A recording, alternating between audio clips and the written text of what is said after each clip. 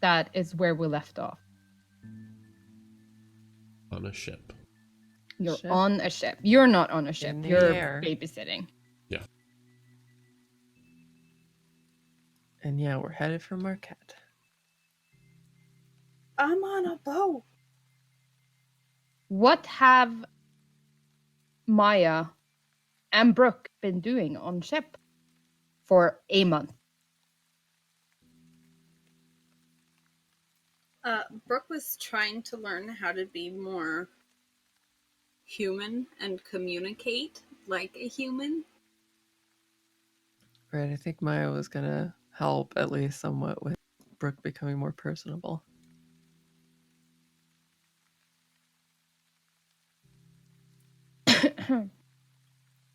Brooke, Yes. give me a persuasion. You cut out, but I'm assuming you said persuasion. Yes, that is what I said. Okay. Oh boy. Ain't It's that like, it? Help? Maya, Mm-hmm. what is your inspiration? D12 now, isn't it? We're pretty high Brooke. level, yeah. Roll a d12.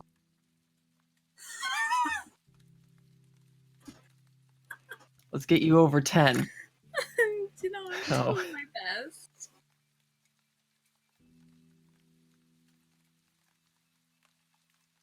Like, there's some kind of language barrier here. Brooke is like, it's essentially teaching The a snap computer and to pivot. love. Well, I think there's a couple of expressions that, like, you understand them, Riven understands them, but, like, when you say, I will bring forth mighty fish, they don't take it as a compliment. It's, like, weird. I will Does note not down. compute. I will note down that you are working on Okay. persuasion and gaining Wonderful. proficiency in it. But it's a fucking struggle. Isn't it just, though? I mean, it is. There is an error. There is an error. Maya, other than helping Brooke become more personable, what do you do? I was thinking, not very hard, of course, about maybe some Arcana crunch time with Saranthia in the library. It's like poring over books and picking Saranthia's brain and trying to get a little more proficient in that avenue. I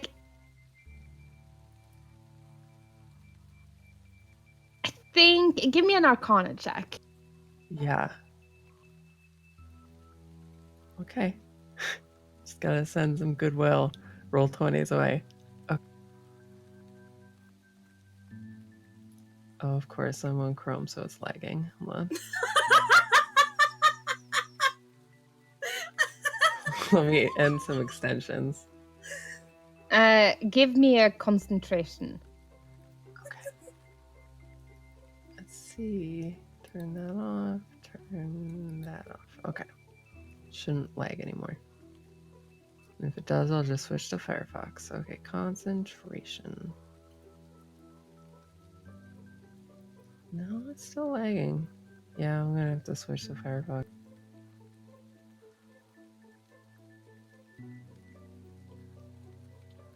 Nice.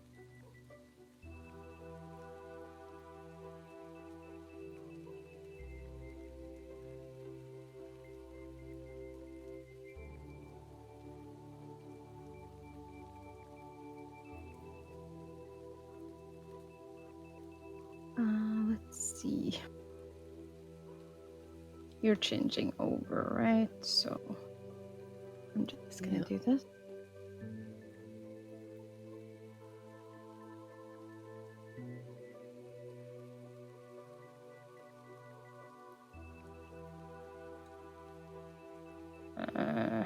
Arcana is number 3.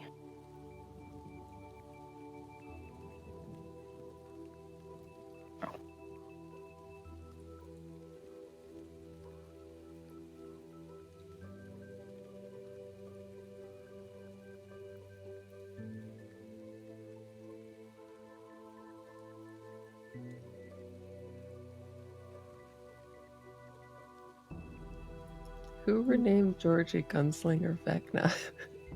Roan.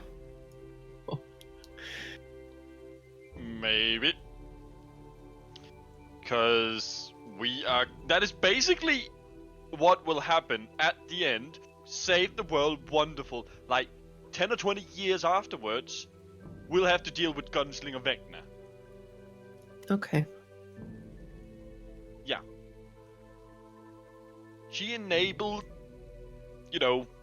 Joe to craft something bullshittery, so... Hush now. Okay, sorry.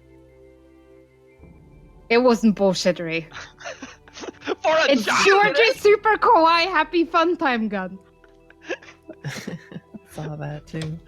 Yeah, Uh, proving my point. I've added a modifier to your Arcana +2 Arcana. Like, you're not quite proficient at it yet, but Right. But You're I getting learned there. something. you learned something.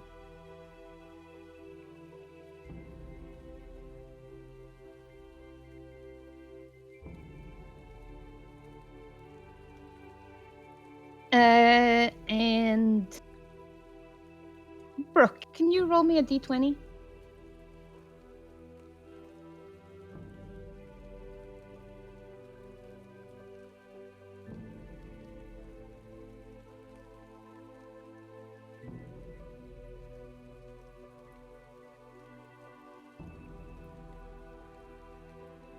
Okay. That might come in handy later. Yeah, the travel is fairly unremarkable. You're like, ooh, look, griffins, and then you all lean over one side of the ship to see griffins, and then you're like, ooh, look, pirates, and then you lean over another side of the ship to see pirates. But other than that, it is fairly ordinary, which is why we did it as downtime. It's fair.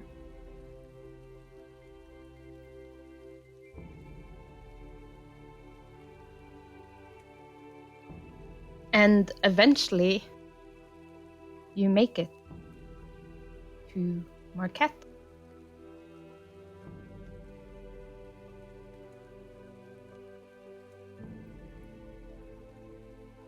And you had arranged for the ship to sort of let you off pretty close to where you thought you were going, Mhm. on the right side of the coast at least.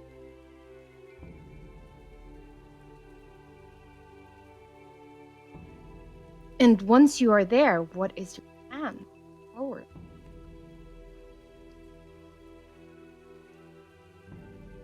Are we in Arbetmia? Or just close to it? Do we got some travel to do still? Yeah, you're like, they're not big enough to have a skyport. Right. But maybe like 3 days away. Okay. I know, suppose we should, it's really rough having to walk anywhere when you can normally use magic. Yeah. I mean, I could use magic. It just might go very wrong for me. I might just That's chain true. mishaps till we're all dead. So, I mean, we can find like a guide or something, or try. Yeah, that would be lovely. Let's head to the inn or a tavern. Somewhere where tourists go and ask for help. Okay.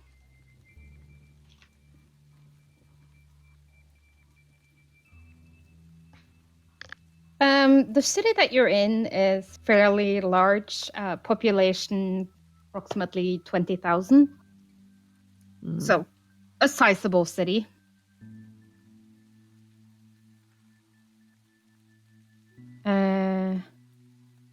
And you find an inn. It is quite exotic by your standards. I mean, you've been to Vasselheim, you've traveled extensively, but normally in like a cooler climate. And the first thing I think you notice is it's hot. Too hot. No, wait, that was me talking. It's hot. You're definitely in like a dry heat desert climate. And quite exotic. Like people look differently, dress differently. Probably a lot more familiar to Brooke than the rest of you. I mean, Tolesh has been here in the past, and so has Jamorn, even though he's not with you right now. But very different from the style of clothing that you're used to from home. And the inn is it's a large building that surrounds an inner courtyard, and the courtyard has like fabric draperies hanging over it, creating shadow in the middle. And there's a lot of like tables, low pillows on the ground for seating. And most of the rooms are inside, and the building is brick, very thick walls, and quite cool in comparison to the outside.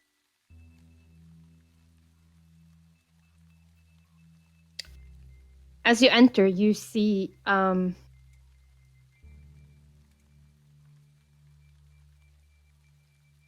gnome. Dark of skin and hair. Not like a dark gnome, but like Tan skin. a very tan person. He be black, yo.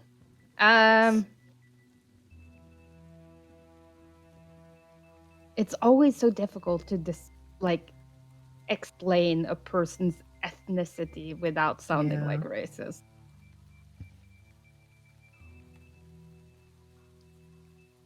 And he looks up at you when you enter.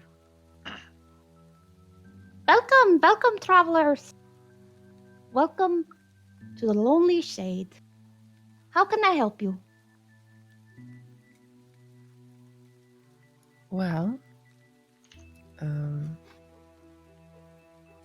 it's a fine establishment you have here. Maybe we could seeking some rest from the sun, and might you know of any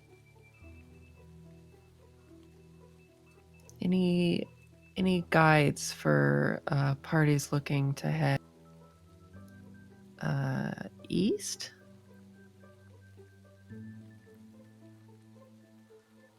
Well, that depends on where you're going, I'd say.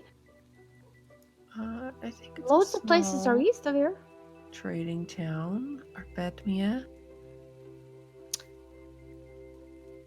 Well, not guides as such, but like you said, it's a trading town. Yeah. If you go by the caravansary, they'll know when the next caravan is leaving.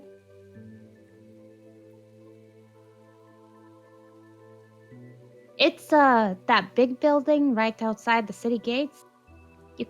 You really can't miss it. It has like much bleating of camels Of course. and the stench. Of course. Well, that's very helpful. That's quite all right. Rooms? Look to my companion's rooms. Should we check if we can leave today first? Yeah, I would suggest we check that first, but obviously if we can't, rooms would be nice. Yes. Ah, yes. I see. Good fortune to you. And you. And you. He just does like that very formal nod where he like bows from his hip. He just keeps doing it as you exit the door, like, Okay. yes, move along. So as soon as the group is out of earshot, Brooke is just very quietly going to say, "That was a very helpful child, but why did they let him run the inn?"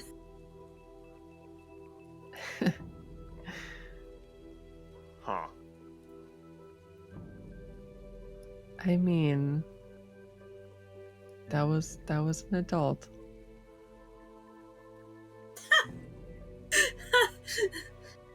No. Gnome, to be more specific.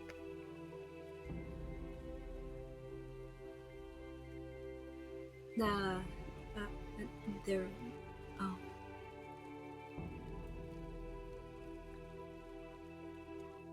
I don't think I can get used to how many different types of humanoid there are. Well, No offense to this. None taken.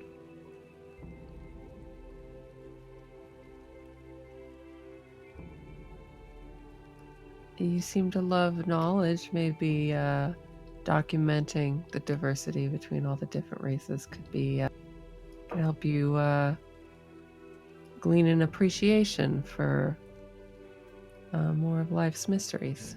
Study them like wildlife. Perfect. Maybe not like wildlife, like I was thinking more I just anthropological pursuit. want Brooke to narrate everything in like a Richard Attenborough voice now. Here you see them in their natural element, the male preening in front of the female. This must be the start of some sort of exotic mating ritual. Let's be quiet and observe, shall we? Her Colossian cigarette. She's Oh. in the corner Oh! taking notes. Excuse me, are you going to mate now? Can I watch? It's for science. Yes, of course, you can watch. Next thing you know, she's going up to Jam like, I would like a trinket, a type of device that captures a moment in time. Oh no. How porn was made. Yep. By the curious Borginazzi. Oh god. I approve of everything. Yeah, I mean, the city is like fairly sizable, but it's not that large, and takes you maybe 10 minutes to get outside the city gates. You kind of saw the caravanserai as you were coming in on the airship, but the dock is kind of on the hill on the north side, and the caravanserai is like outside the west gate.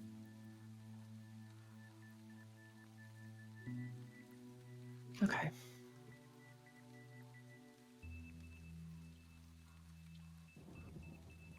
And the caravanserai is loud.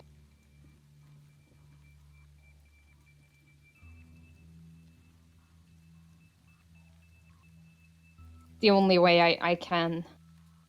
Yeah. With the, like you explain it. said, the bleeding of camels.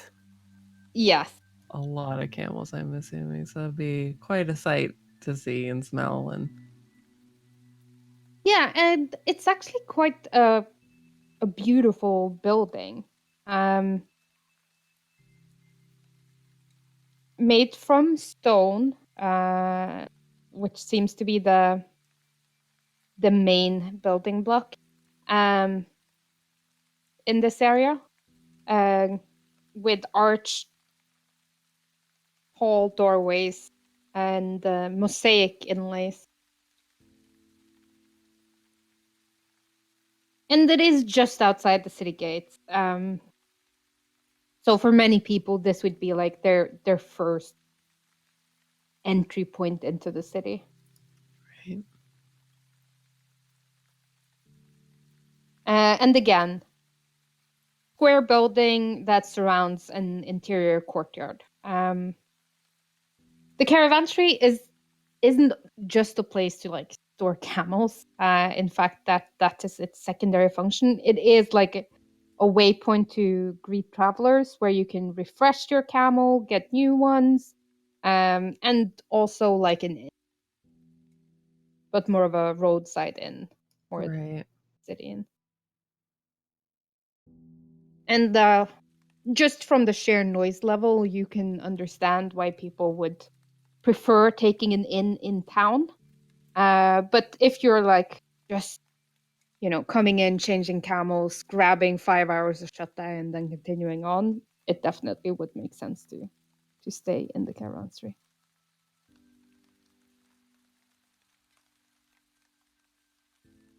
Okay. And does anyone look like they're like gearing up to leave?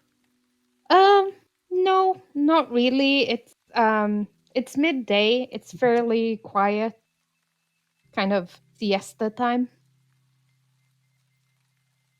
There's like what looks to be, you would call him a stable boy. Maybe here they would call him a caravan boy. Who knows? Camel boy. A camel boy. But he's like tugging the leashes of two camels, walking across the exterior courtyard.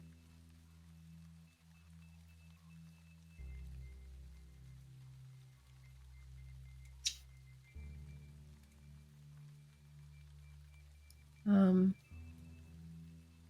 excuse me, boy. Do you know of any caravans leaving soon? Mm. No, miss. It's too late in the day. The caravans, they tend to leave quite early, before sunrise. That makes sense, considering. Well, surely there'll be some leaving tomorrow morning then. Yes, there are 3 caravans leaving tomorrow morning. 3, and I turn back to my friends. 3. Yes, there is a larger caravan that's going for Ankarel. There is one that's going east to Shamet. And one of the local caravans visit the villages around with tinkers and things like that is also leaving tomorrow.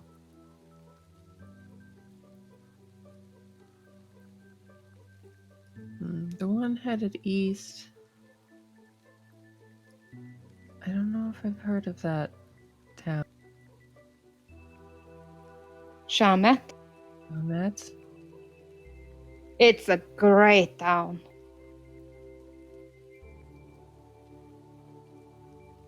I mean, it will make stops on the way, but Shamet, they call it the Blue City. The Blue City. That sounds quite lovely. It is. They have a special stone. And it's blue. and they polish everything. So when you look at it, it's almost like seeing the ocean, I think. Never seen the ocean, but if it's anything like Shamet, then I know it must be beautiful.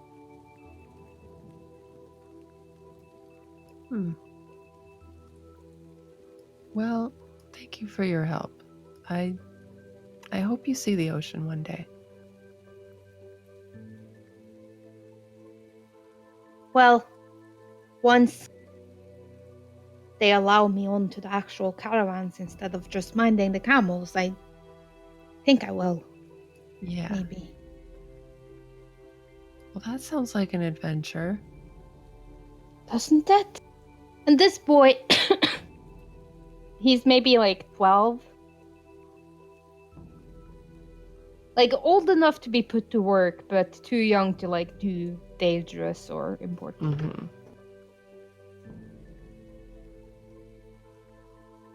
Well, you'll get out there. I hope so, miss.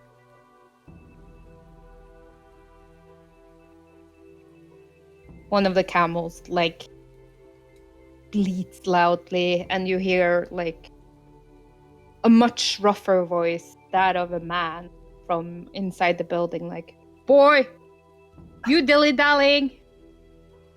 And he's like, "No, Mem Sahib!" And he like gives you a wave, like, "Oh shit, Go. We Have to won't get- keep you. I gotta get my chores done." My nephew fell down from a tree today. Oh no. Cried a lot. I told him not to be such a wimp about it. Is he hurt? Like, he got a couple of bruises. Like, there was no blood, no breakage. If you climb up, you have to figure out how to get back down.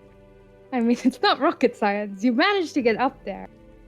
And he was like, "Catch me." I'm like, "You weigh 10 kilos less than me. Like, there's no way in hell I'm going to stand beneath a tree and let you jump down on me. No. That's crazy." And then I told him to just slide down the tree, but he just let go, and then I had just trimmed my hedge, so he landed on top of the newly trimmed pokey hedge. There was Oh my much god, I thought tears. you were saying all this in character. Yeah. Yeah, There's there's a like no distinct- transition. There was a distinct lack of greenery. Just kids being bitches about doing chores. That's fair. He was supposed to help me cut the hedge. I'm not a very strict taskmaster. Sorry, it's just so funny. I'm coming. I'll do my chores. Sorry, but while we're at it, Let me tell you about my nephew. Look, I've slept for 3 hours in the past 46 hours. Oh my goodness. There's so many baby sheep.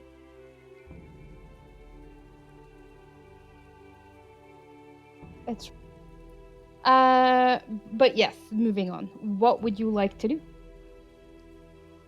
I need a map of Marquette, I'm starting to realize. Yeah, Or at least Me it's too. like, I know. Would my character know where was it Shamet or Shabet? Shah Ahmed. Shamet.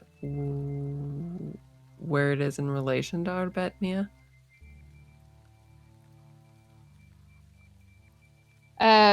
Way off. Way off. Yeah. But Arbetnia is to the east? Or am I just straight up wrong? Yeah, but it's like Shah Ahmed is like pretty like northeast Hmm. into Yeah, the it's more mountains. southeast. So it would go if you wanted to go to Shah Ahmed. It first of all, it's like super far away. Not like 3 to 4 days, more like 3 to 4 weeks Okay. by caravan. And you would go on like the wrong side of the mountains. Unless you were, dumb.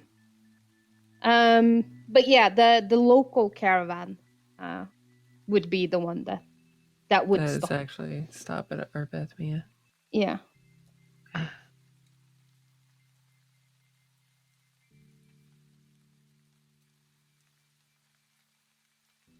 Like if you straight shotted it, you could probably make it in like 2 days, but the caravans they move slower and then they stop and make camp for like about 6 hours in the middle of the day every day to I'm sure avoid the it's heat. definitely the safer way to go. It is the safer way to go and also the more comfortable way to go. Like it's the local caravan. It's basically a bus ride. Right.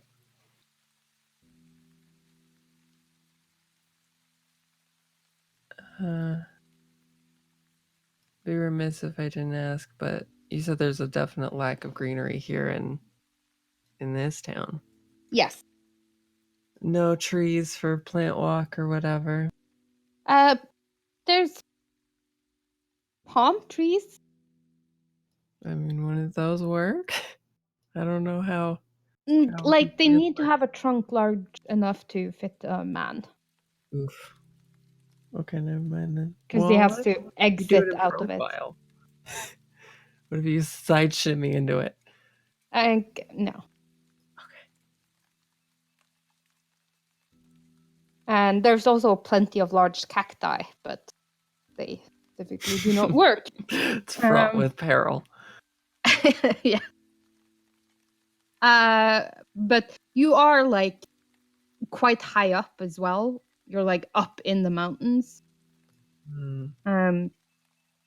So the terrain around here is quite like rocky and Fair, yeah. rocky.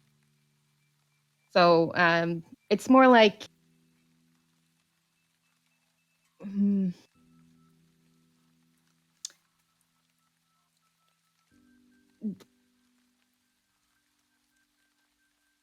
in the low, like you saw it on the airship when you were passing over. Like the landscape is quite great. There are occasional rivers in these mountains that you're currently in, where there are trees and greeneries around the rivers and also the occasional oasis. But this very location that you're in right now is not one of those. Right. Just making sure.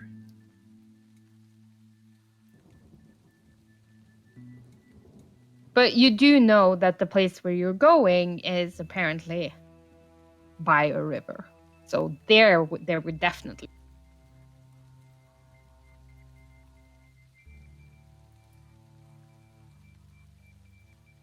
Because it's very hard to have watermills. No. Right. Well,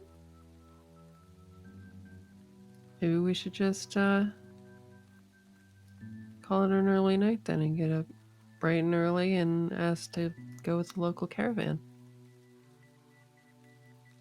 By the options we have, that seems like the better one. So I'm all for it. I mean, you turn into clouds and travel on the wind. No, wait, your druidism also doesn't have access to that spell yet. Yeah, it's like half monk, so. Mm-hmm. Multiclassing is bad for you. That's my theory, and I'm sticking. I mean, You, do you get rooms at the Caravanserai? Or I was gonna recommend we go back to, was it the Lonely Shade? Yeah. the Lonely Shade? Yeah. The gnome is perfectly delighted to have you back. And he's like, welcome back, Memseebs. We were so charmed with your establishment, we thought we'd take you up on your offer of rooms. Rooms, yes, I have wonderful rooms. He gives a glance at Talash. You're gonna need the special room. I can.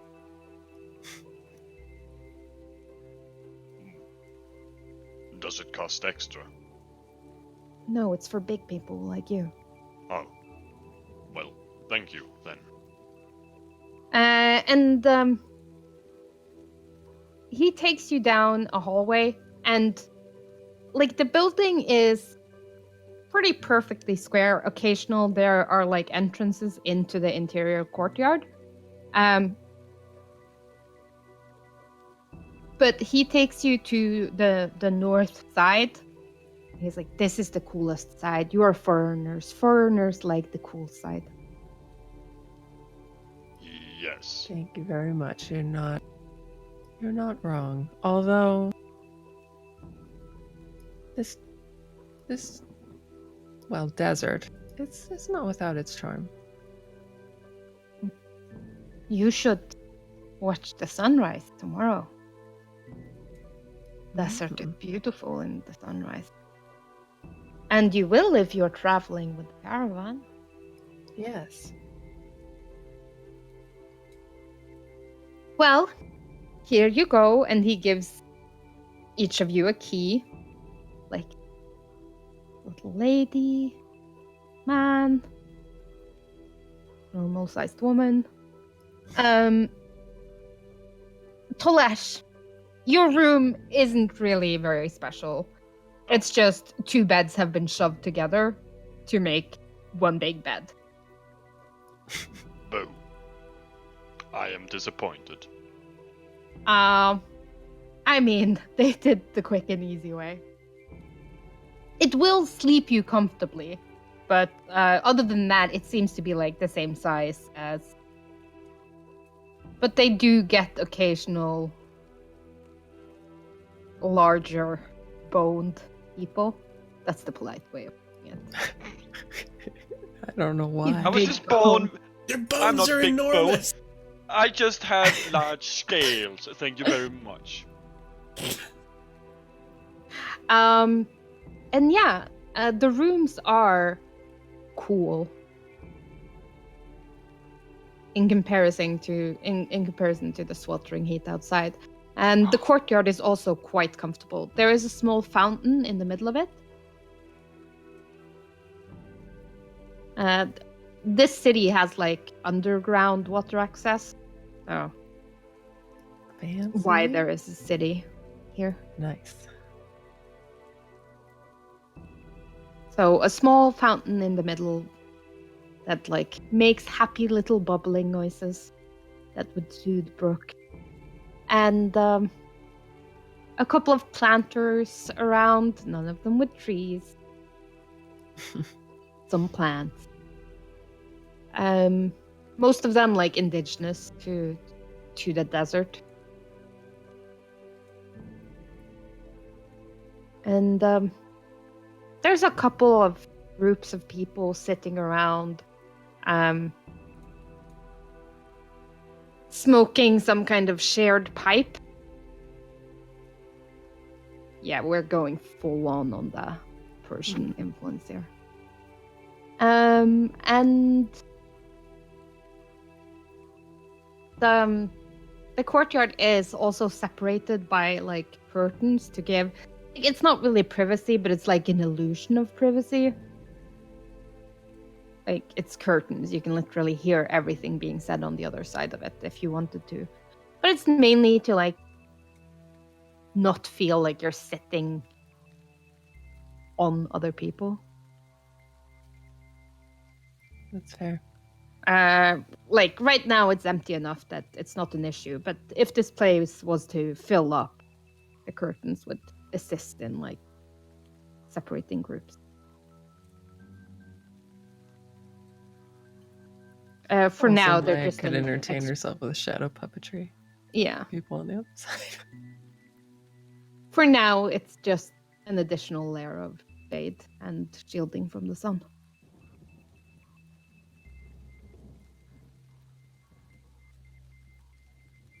And you can have a long rest. Is there anything you would like to do in this city? travel onwards into the desert. Should we check the markets? Do they have anything interesting here before we move on? Yes, let's drag it on for longer, so people don't get. Haha. That's fair. No, fuck. I think Maya would check the markets, but just for like trinkets. It wouldn't be anything interesting. Oh yeah, Tolesh would come along because. Souvenirs? Yeah. Yeah. There's a couple of things that I think you guys would find interesting. Volcanic glass is like a big thing here. Mm. You see like jewelry made from it, ornamental weapons made from it.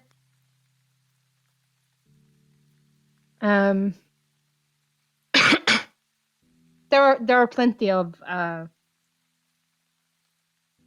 like this city is on the side of a mountain, and this mountain isn't a volcano, but there are volcanoes in like reasonably close proximity to here. None that are active right now, but active enough that it's not something that they lack. There are some exotic fruits that you've never seen before. Most of them are like spiky and jagged, but reveal soft flesh inside. And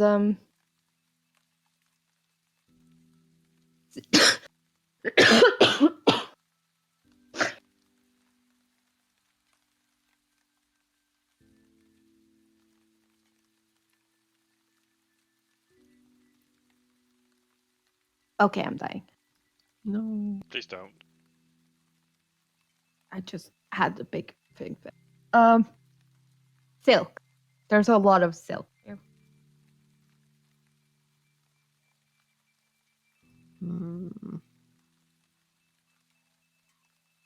How much would a bolt of silk cost? It depends. Like the simpler style, that's like straight woven and a single color, that would set you back maybe 20 gold. The one that's woven in like intricate patterns, some of them have like gold or silver thread in them. It varies, but between 50 and 100 gold for a single bolt.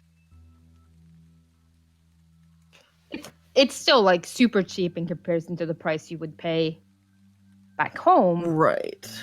But yeah. It's the kind of thing a commoner would never be able to afford. I want to And buy you can enough like of the fancy stuff to make at least one dress. Yeah.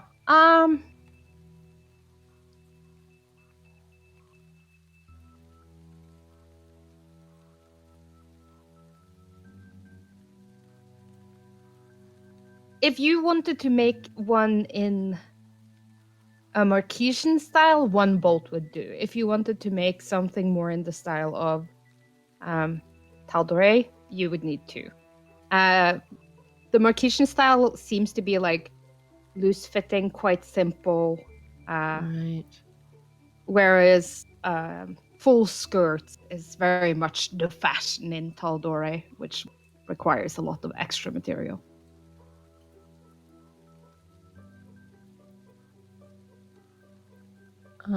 Assuming they have it in stock, let's get 3 bolts because I may mess with some of it because I never tried to sew before. And also, like, I don't know, maybe make like a kimono for bed or something. Also, maybe make 2 dresses. So there's 2 ladies getting married, not just the one. Yeah. Or maybe 1 bolt of the cheap stuff to practice on. Kind of makes more sense, maybe.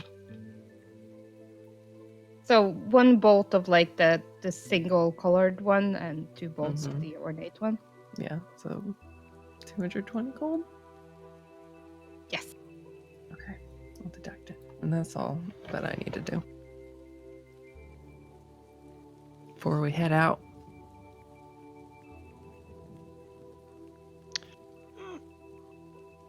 What about Tolesh? Yeah, Is he shopping?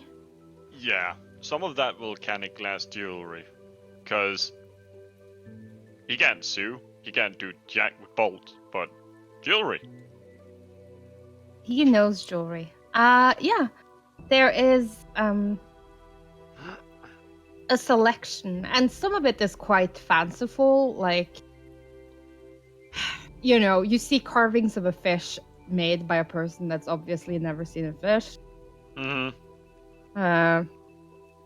It looks like a horrific sea beast, Mm-hmm. maybe with legs. But aren't they?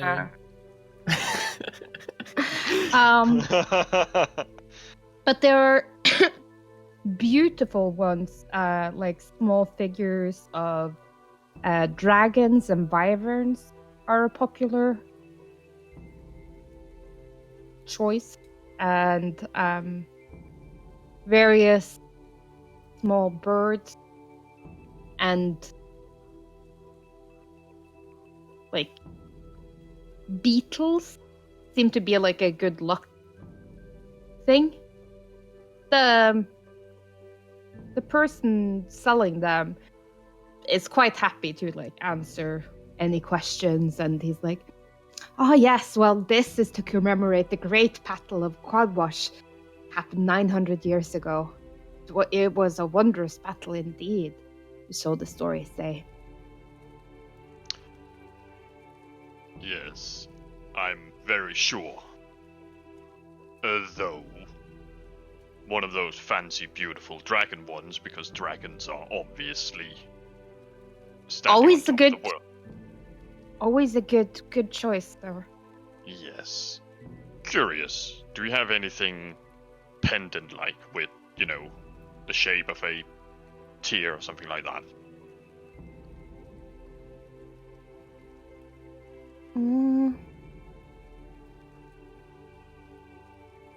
I do have a couple of pendants.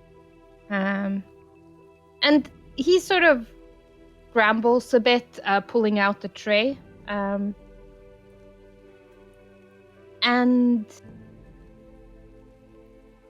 it is a pendant, and it's in 2 parts.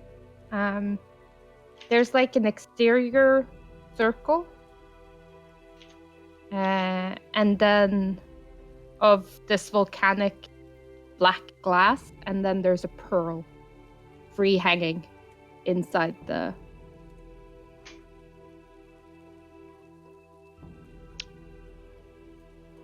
How much for that one?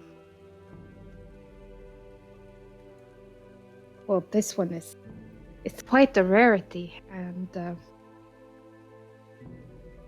pearls quite rare here, you see. 200 gold?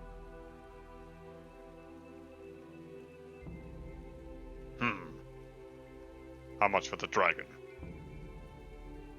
The small statuette, like there are various sizes, so the kind of statuette that would be appropriate to maybe like a children's toy, those would start at around 5 to 10 gold. The kind that's like the size of like a Playmo man. Backs to my childhood. And there are some that like is about as large as your chest. That would be maybe like 1,000 gold. And Something- all... Palm-sized, a little bigger than that. Yeah, that would set you back about 50 if you wanted like a particularly nice.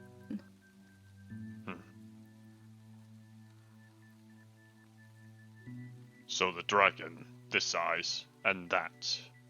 And since I am buying such wonderful items from you, 10 gold off. Give me a persuasion check. It's like making Joe roll investigation. Yeah, it is. It really is. He like squints at you and he's like, "Are you trying to rip me off? I am an honest businessman. My prices are fair." No. I just heard that someone somewhere told me that people at markets like, never mind. 250 gold. Yes, please. Right. Well, here you go. Maya, like 2 minutes later, you walk past the stall and you hear this guy going like, "This idiot gave me 250 gold." I was like, I couldn't believe my luck.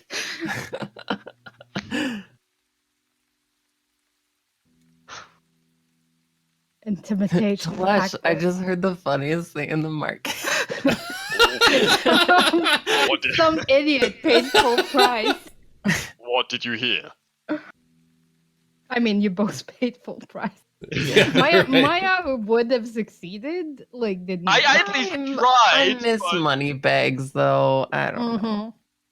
I at That's least true. tried.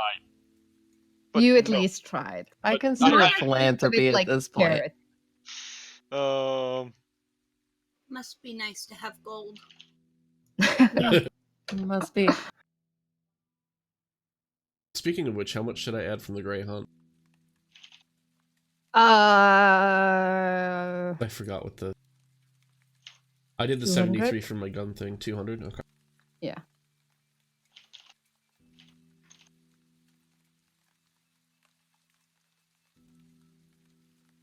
Jamorn has started a business. Nice. Yes. I mean, you kind of did like almost a year ago, but like, Yeah. you're finally starting to get selling his gun designs. Mm-hmm.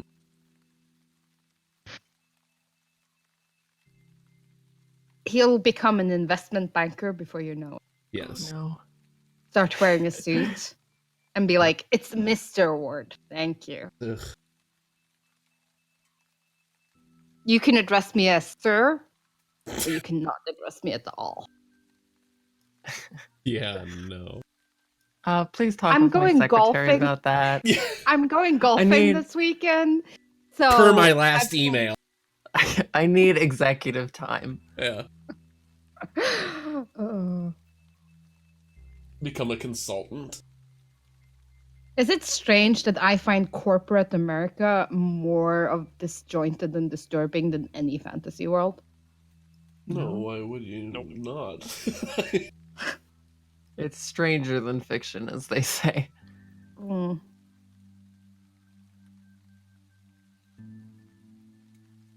I told you guys I was offered a job in the US. I think you did, yeah. In retrospect, lol, no, probably wasn't the right answer.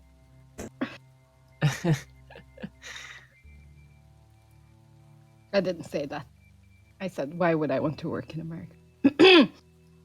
A little low on your persuasion check, but Yeah. it wasn't a critical fail. No, I already had a job. Yeah, and that's good. Yeah, don't work in the US if you don't have to. No, I like social too much.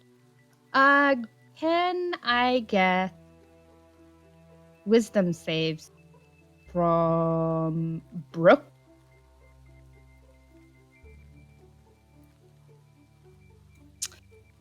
Brooke, you've been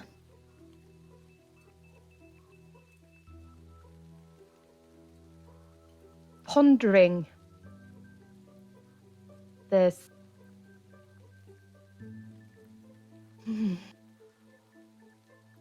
How do you say?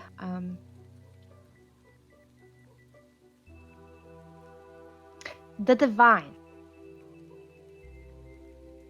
Mm-hmm. and faith itself. Your faith in Io is pure and unshaken, as always. But the realization that these other gods exist, and especially Sarenrae, I mean, if you were to worship Sarenrae, that would be okay. Because she's friends with Io. Right? So that definitely wouldn't be a bad thing. And like I think you've been thinking about it quite a bit over your journey ever since your encounters with the church. And there's just something about, for one, being warm again for the first time in forever. Like you kind of wish you got in one of the south-facing rooms, because like this room is, I mean, it's better. Do not get me wrong, it's way better than Tal'Dorei, where everything is just cold and moist. But it feels like winter almost in this. I mean, your winter, not Tal'Dorei winter. You know, when it gets slightly cool at night, that winter. And having the sun beat down on you and just feeling that chill that's been a constant companion ever since you left your home finally start to thaw a bit. And yeah, you can definitely see the divine in the sun. And as you go to bed early, trying to get up very early since the caravan leaves well before dawn, there's still like a twinkle of sunlight in your window as you fall asleep. And you dream of light radiating from above throughout your body, warming you from the inside, expelling through your fingers. You are a creature of light, and it feels good.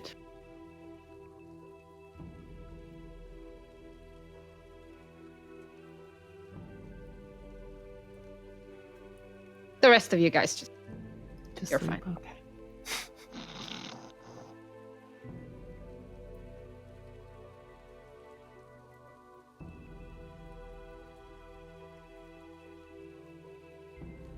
So Brooke is about to become that annoying morning person.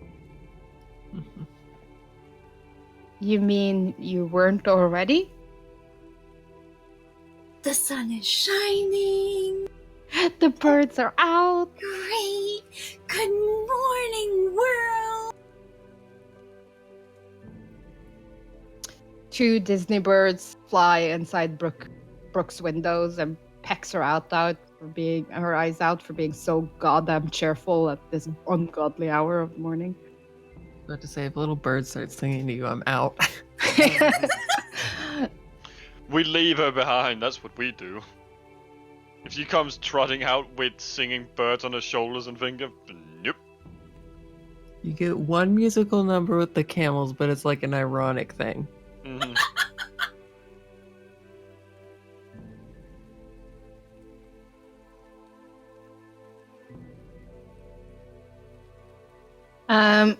And yeah, you awaken early. Too early, many would say. It's around maybe 4:30 in the morning.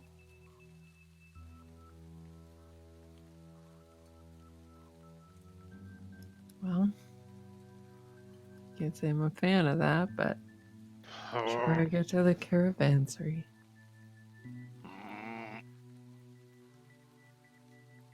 5 more minutes, No.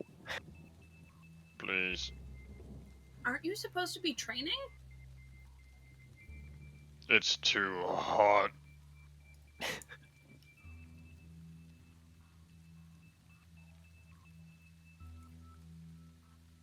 Okay, 5 minutes while I make breakfast. But Thank you. well, I Well- say that, but I'll go see what they have if they have a international continental breakfast. Well, while you two do that, I'm going to step outside and get my prey on. Okay. You do that.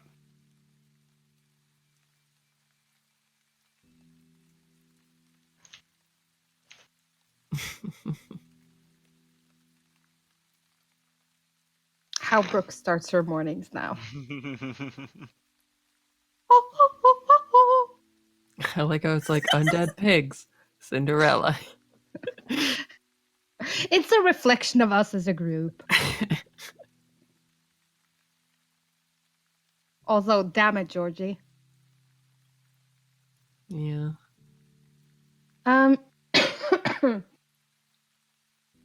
You It's do okay, your Georgie. Come to the light. I'll heal you with the light.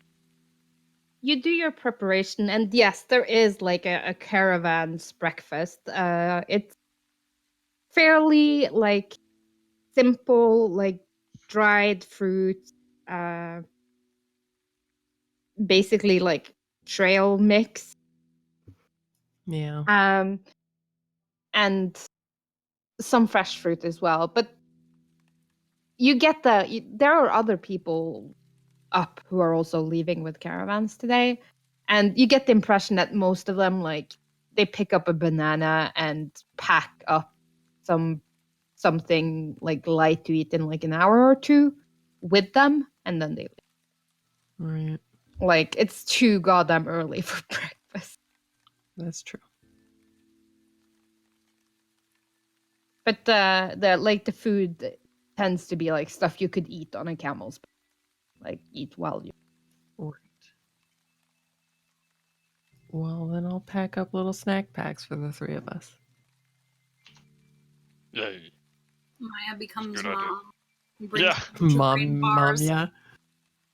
Maya is the name of Siddhartha Buddha's mother. Gautama Buddha? Whichever. Whatever you want to call him. That Buddha guy. Mm-hmm.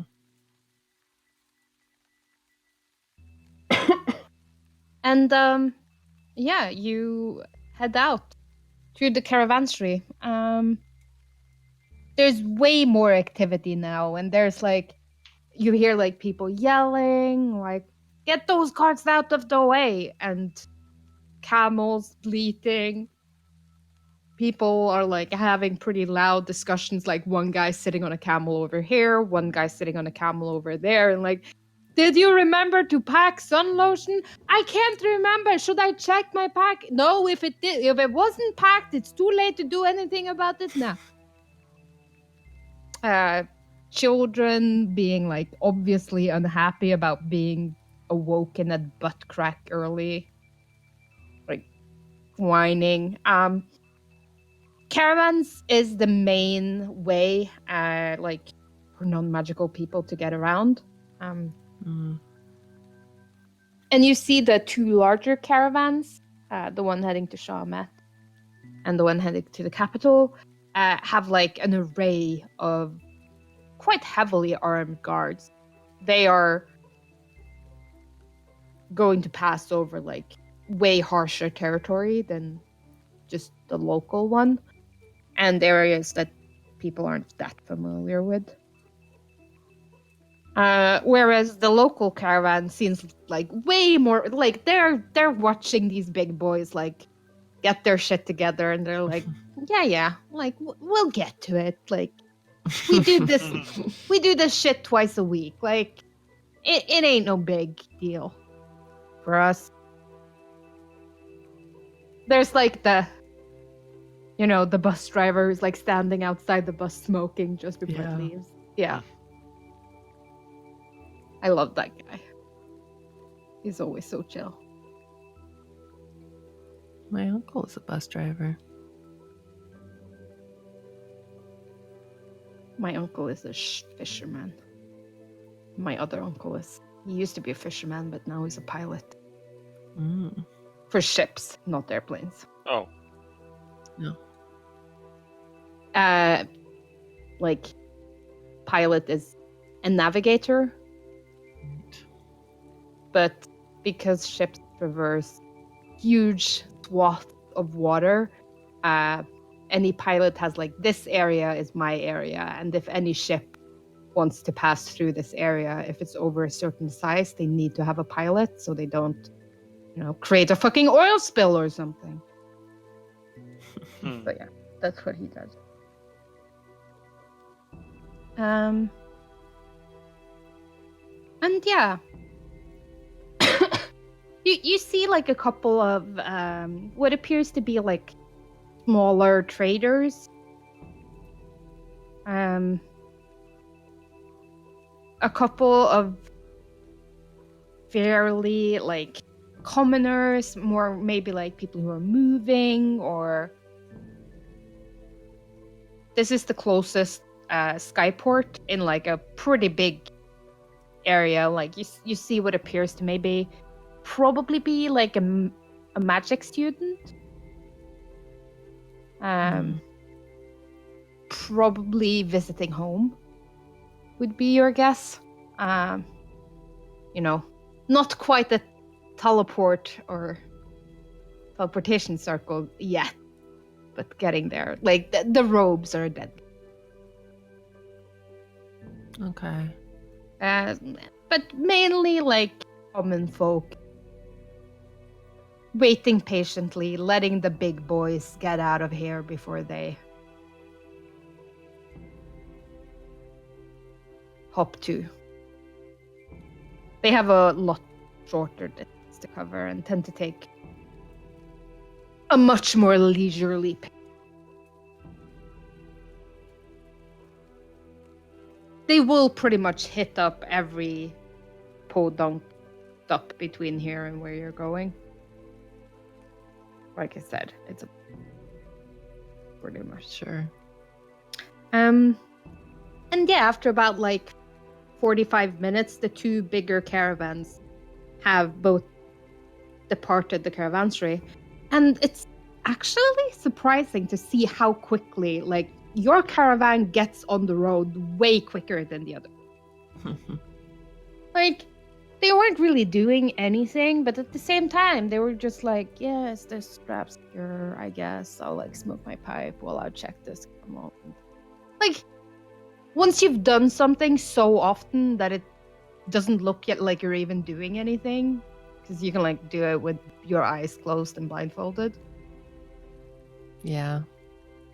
That's definitely the vibe you get. The person who's like leading the caravan, he's a human wearing a emerald green turban. Older gentleman, seems to be maybe in his early 50s. The kind who, like, in his youth probably was like super muscular, but now he's like, he's gone a little bit. You know, like someone who used to play football in high school. Sure. Like, he's not fat, but like he definitely could be if he wasn't actively trying not to become that. And including you guys, the caravan totals about 30 people. And you get the sense that you'll be dropping people off and picking people up as you're traveling.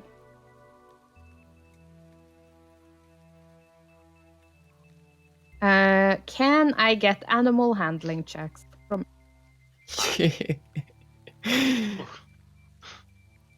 No. Oh, Yeah, you camels? Love her. The top 10 secrets to handling a camel. Okay, I scare away, people. I'm probably gonna scare away the camel as well.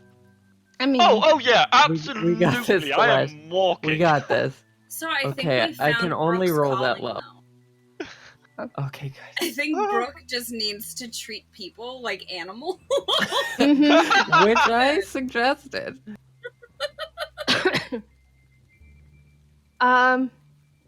Yeah. Brooke, Maya, like, you're basically champs at, like, you get the hang of like the. Have any of you ever ridden a camel in real life? Yes. Yeah. Like that But only for, rolling like, a minute. motion. Yeah. You sort of get into it immediately. Tolesh, your camel hates you.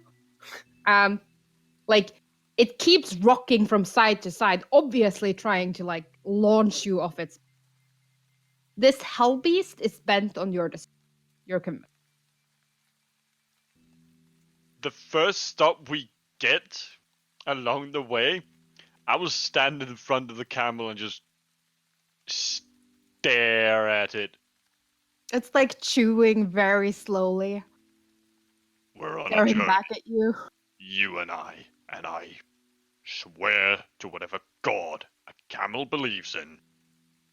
If you throw me off, I'll be having meat on the menu. Still just like chewing. Its big, unblinking eyes just boring into your soul. And like Brooke and Maya, I think, are like full of helpful advice. Like you just have to like flow with the movement. Don't try to struggle against the waviness of riding a camel. You just have to like get into it. Activate bro. your torso and your core and Roll with the tubes, man. You're too stiff. and like Tolesh has also been given like a pretty shitty camel. Like, yeah, we're not worried about this one, so we will let your overly sized lizard man friend ride this. He's They gotten ra- like an old nag. They racist. I mean, you're big and they don't want to break any of the youngins.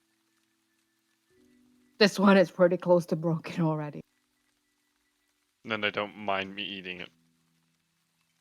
I mean, Brooke got an Aston Martin, Maya got a Porsche, you got some beat up Volkswagen from like 72.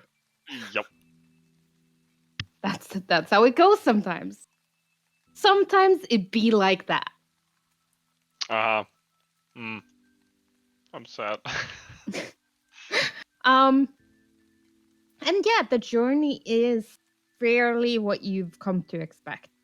About like most days, you will not camp in the desert. You will camp in a village or a town, varying from like population 26 to like population 200 ish. They're all on the small side, but like a for the smallest places, a makeshift tent camp will be erected. For the larger places, a makeshift tent camp will be erected, but there are also inns of it. And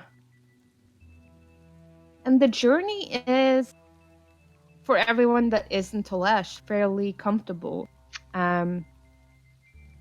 Most people are like pretty laid back, relaxed.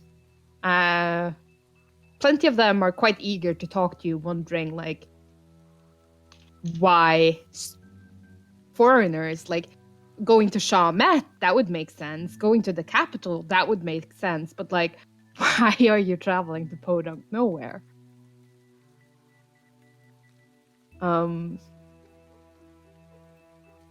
Turns out the student has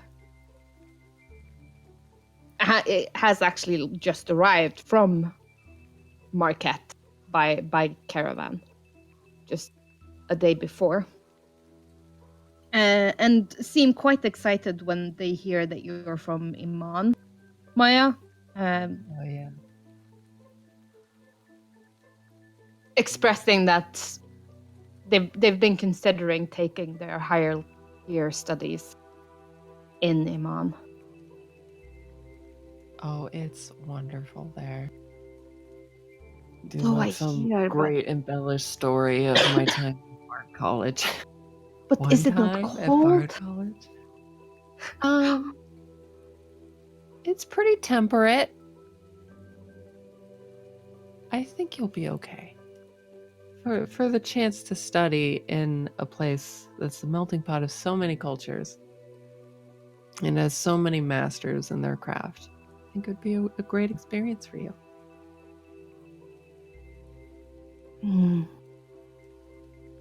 My family has already given up so much for me to study, but hopefully I can qualify to scholarship maybe.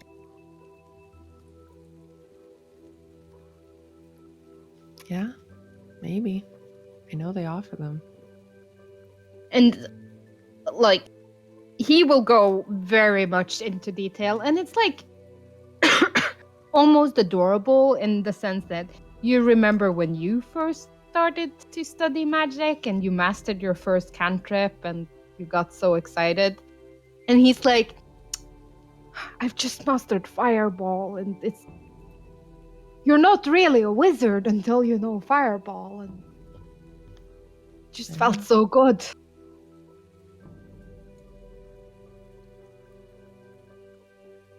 And he sort of leaves the caravan on the third day in like a fairly middle of the road kind of village, population about 100.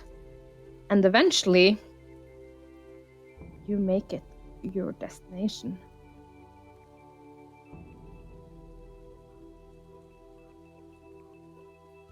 No. Come back.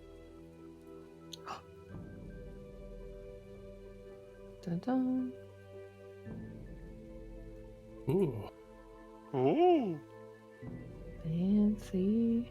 Ooh. Jesus Christ, that big man. Oh. What? Stop doing that. Stop doing what? What is he doing? Just didn't like the sounds coming from him.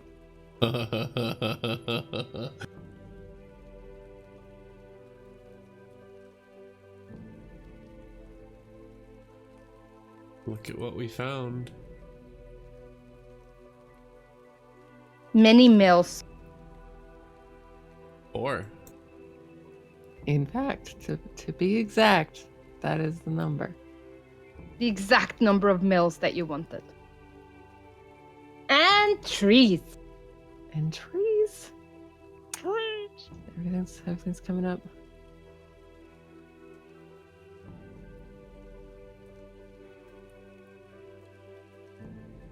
Well then.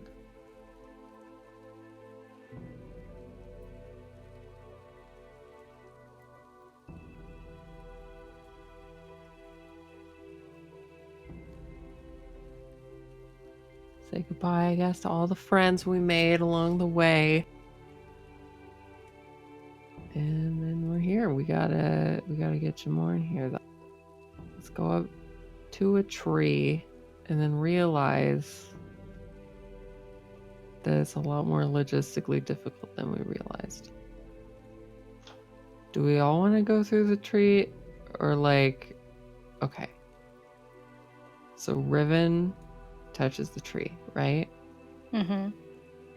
And then she and I go back to Whitestone and we collect Jan, and then I teleport us back, right? Yeah, and Riven's gonna stay behind the White, so we don't have to drag her around on. That's fair.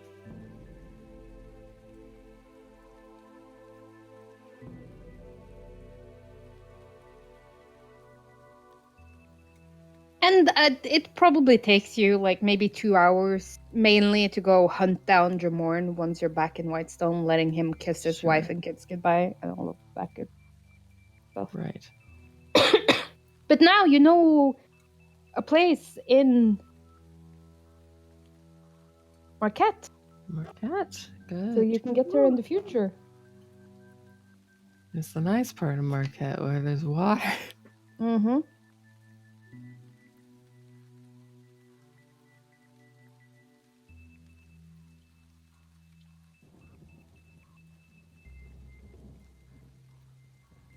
And yeah, this city is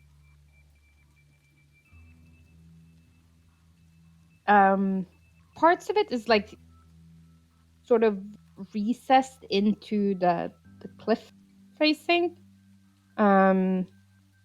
against the waterfall.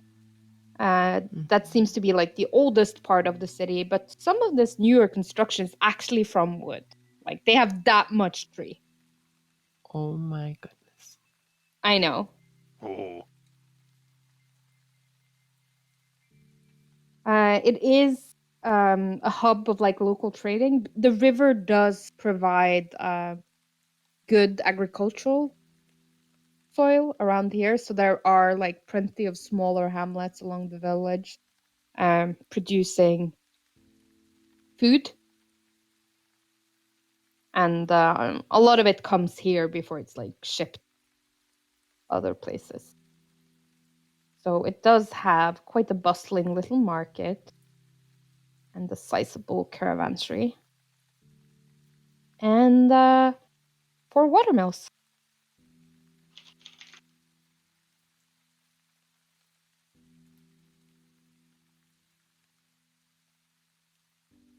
And I didn't just pull 6,000 tokens onto it, but yeah, it is like crawling with life. That's Oh, cool. okay, so it wasn't like when it became night, monsters would come out of houses. That's always good to know. No, like it's full of people. Generally, like quite a good mood. This is like a prosperous, fairly wealthy place. There are fortification ramparts, like all cities of sizable wealth. They want to protect what they have. But most of it seems to be like in case wyverns come too close. Darn wyverns. Yeah, they nest in the mountains. They can be pests.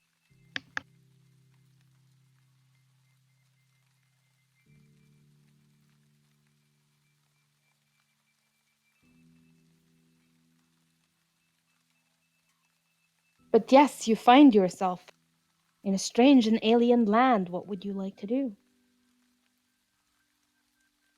And you have fetched your very own Jamorn. Yeah.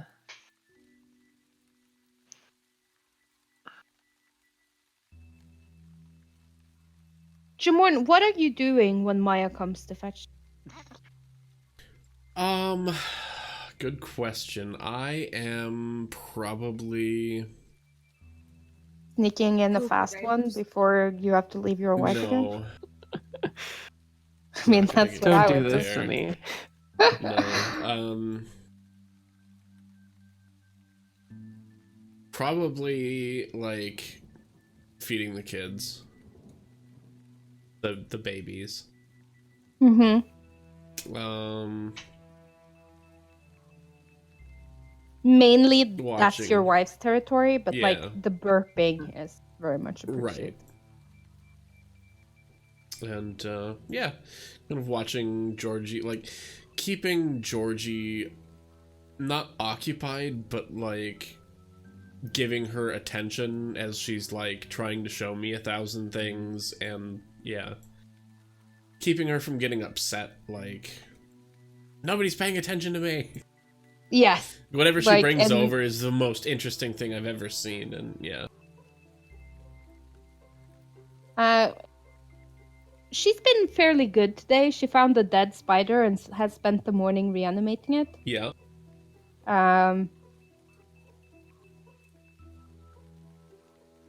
But she's like run into a small snag because like she really wanted the spider to make like amazing spider webs.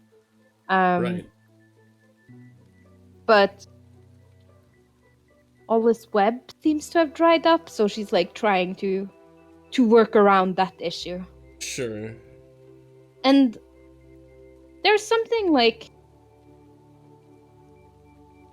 fairly endearing about her magic, horrifying as it is, in that she seems to kind of be making it up as she goes. Like, she's not formally Right. trained as such.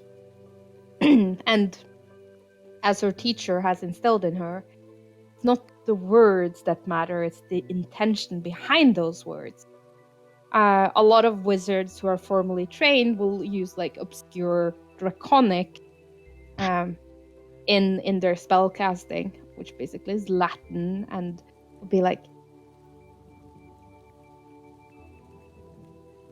Inferno, and fireball will erupt. But she's like, fix spider, and it reanimates. Walk around, and it starts walking around. She's like very concrete and like Yeah. do funny stuff. Sometimes less concrete. Make web. That didn't work. Create web.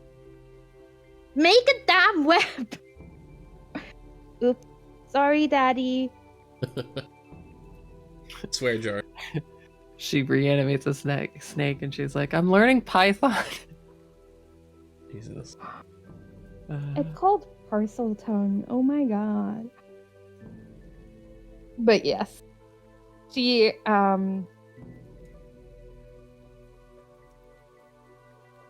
like the growing spider army that she has in the basement is, you know, a slight concern. Yeah. But you A know, little. Georgie's a good kid. And I mean, who knew there were so many dead spiders in your basement? True.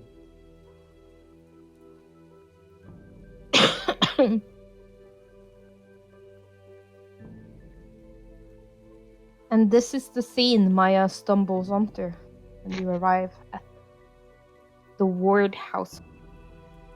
It's horrifyingly domestic. But kind of nice.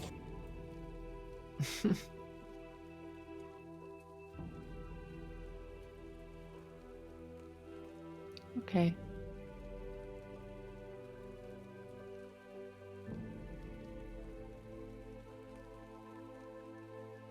Fortunately, we can bounce back a lot more easily now.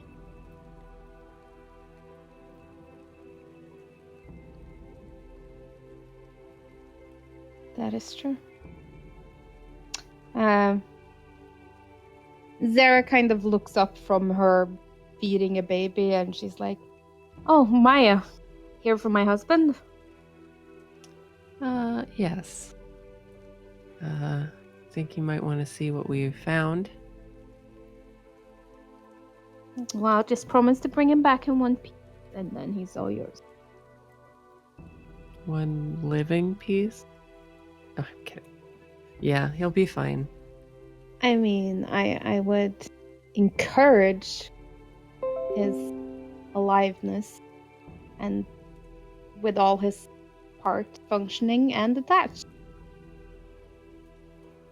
I think he'll be fine as long as he's not allergic to watermill.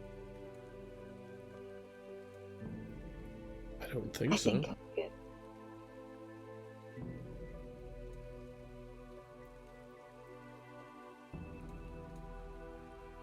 All right.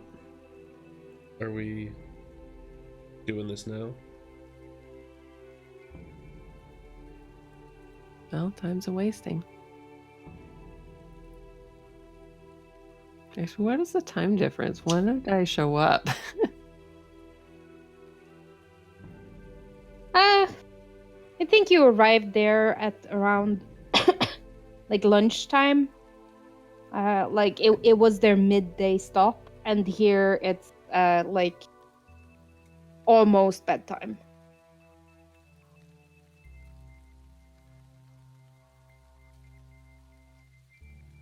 That's good. Little teleport lag. Never hurt anyone.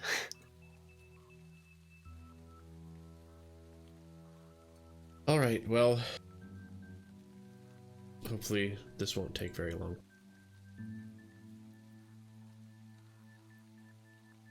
And Give everyone the appropriate goodbye kisses. Make sure nothing is on fire that's not supposed to be on fire, and off you go. Yep.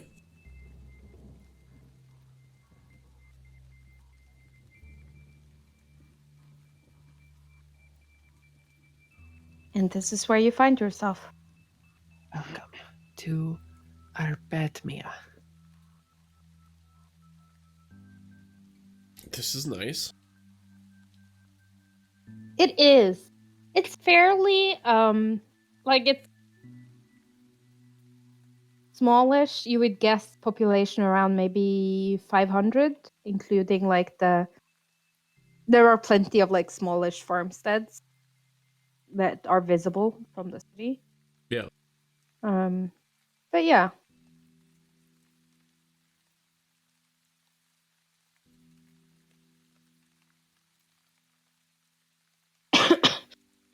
So you said something about watermills. Yes, as you can see, count them, 4 watermills in town along this river. Is that a waterfall that I see? That is, that you see and most likely hear.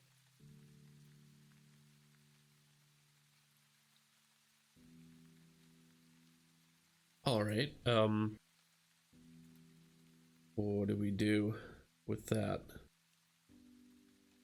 I'm not sure yet. No, I don't think we thought that far. Okay.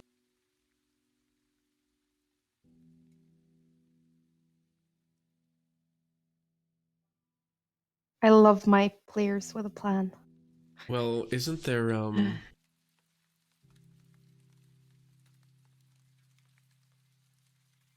should we try to find a way to see if we can get behind that waterfall? I mean, that was sort of the Right.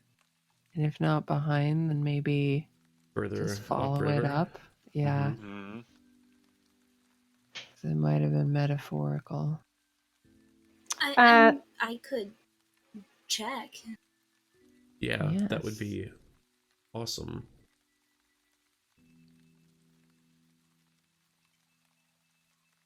If you run into trouble, you come and get us. You don't pull any crazy heroics.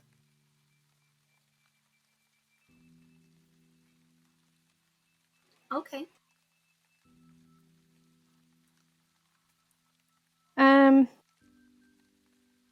How do you check? You know, that's a good question. I'm just saying, like, this is a functioning city with functioning water wheels Yeah. that keep rotating, Right. with people like they are working mills, and people are like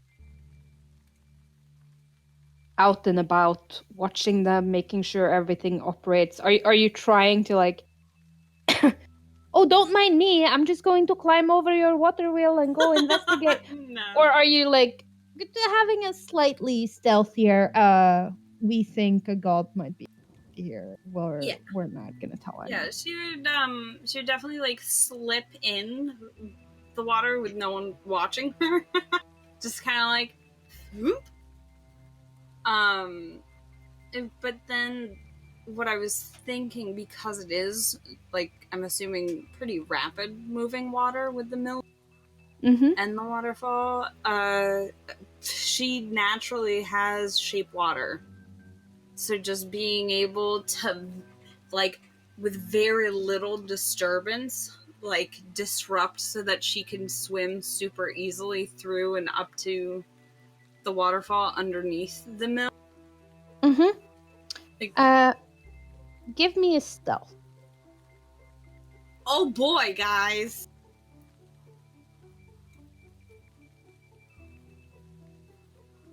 Okay.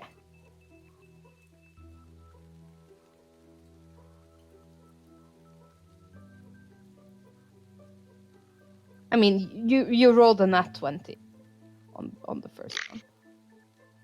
That's true. On both of them, actually. Wow. Oh, wow. That is true. Boom. Yeah. Yeah, I don't know why I have disadvantage. It's because you're wearing heavy armor, but I'm going It's to technically take the mithril. nat 20. Because like I assume you're not wearing your heavy water when your heavy armor when you're doing Right. like water infiltration things. And give me an invest.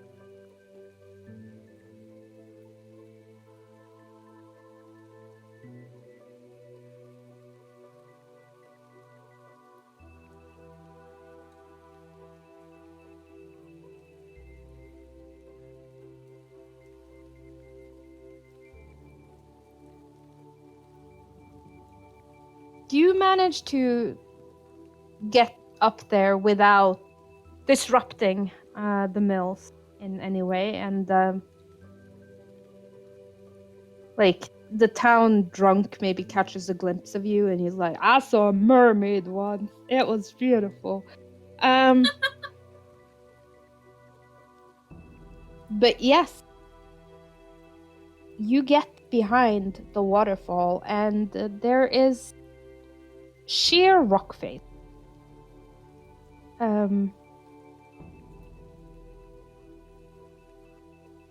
There is something off about it, though. Like, you don't really know why, but your spider senses are tingling.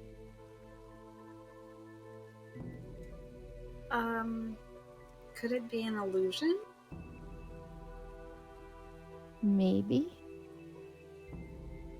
Would an Arcana check help or no? Detect magic might help.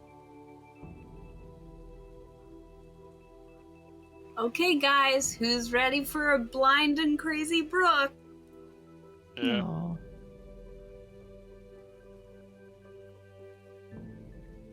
I hardly ever make you guys.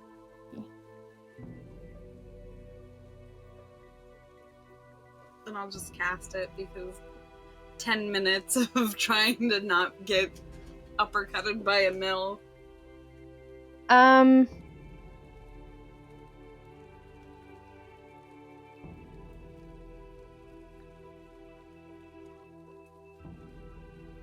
It's definitely magical.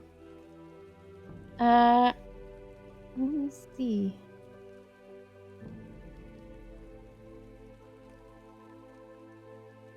I don't think it's illusion. It is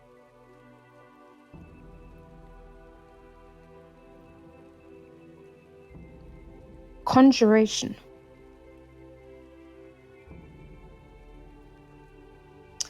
And you see a circular opening. Like, there's definitely illusion magic on top of it, but that's like fairly low level. The conjuration is way higher level. You see a circular opening about 7 feet in diameter.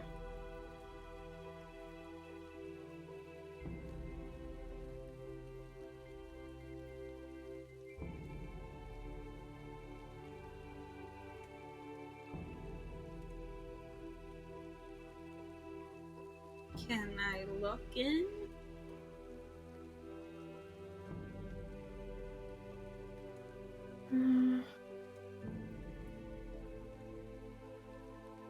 You see more water, really.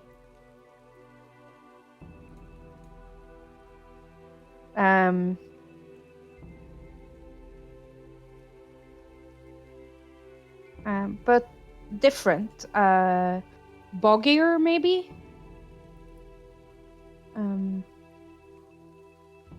It seems to be an opening into what you would describe as like wetlands, maybe marshlands. Does it look like an oasis? It could be an oasis, yeah. Okay. Time to tell my friends.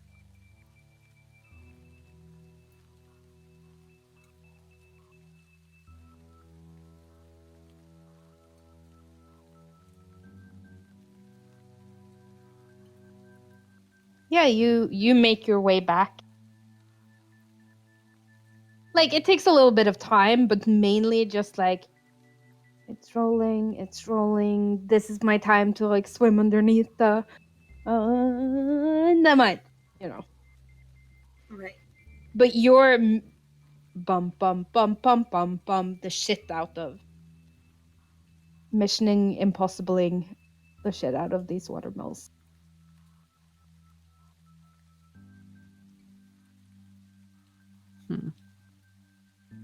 You know what? Scrap of birds. I am the fish princess. Mm-hmm. You mean Ariel? That one. That one. But less prince oriented. Fair. So I make it back to the party?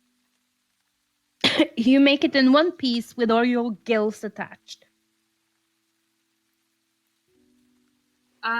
So do I get to scare them like a shark, just like popping out of the water, like boo? With the 2 nat 20s on your stealth, yeah. I'll allow it.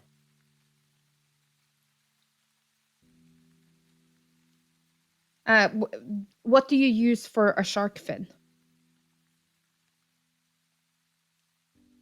Oh boy. What kind of trash is at the bottom of this? Like mainly wood blades fallen off the watermills. Like they've been repaired, but what fell off it kind of sank to the bottom, semi-buried in sand and debris. You can probably find a fitting plank. Oh yeah. So you are met by this wooden tail fin of a shark and Brooke going bum bum bum bum bum bum bum bum. And you don't know why it's so horrifying, but it is. Hmm.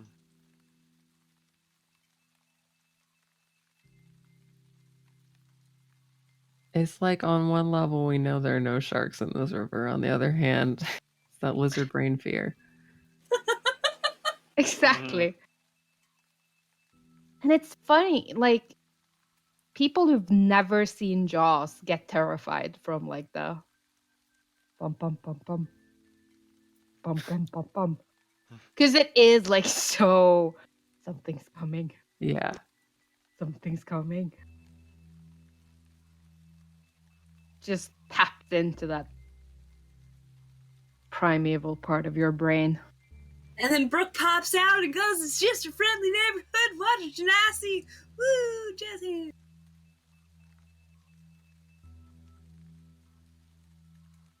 Wonderful. I read about pranks. I wanted to try one. Sorry. Oh, it was a good one. Thanks. So, yeah, this is the place we're looking for. The cliff face has some very strong conjuration magic. And it looks like it leads to an oasis. Marshlands, but I believe the Sphinx said something about an oasis, right? Yeah, Yeah. Yes. it did. Also, keep in mind the Sphinx lives in the desert and will probably call any place with water an oasis. Yeah. Fair. Mm-hmm, mm-hmm, mm-hmm.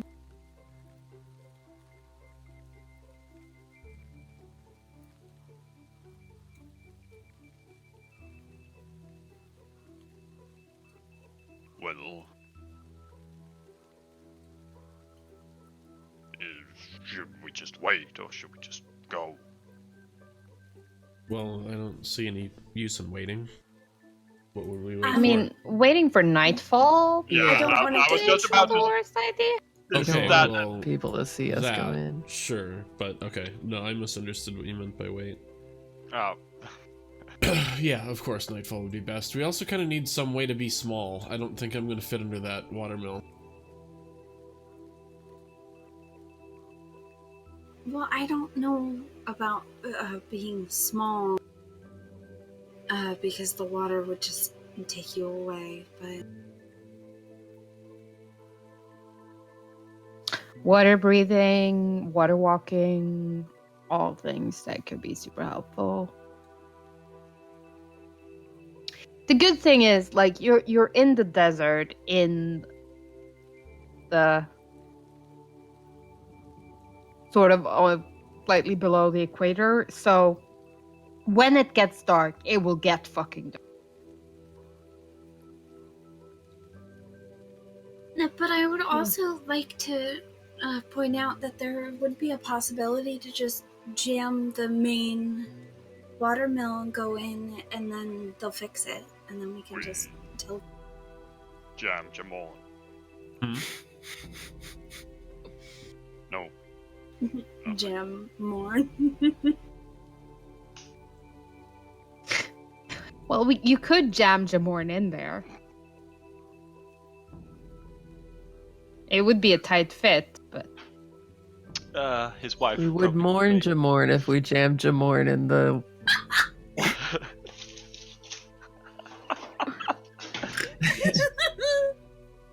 you guys are like the worst friends an adventurer could ever want for. I kind of love it. While you ponder that, why don't we take our break? We're about at the halfway mark, and I we need to. ponder that. Here we need to.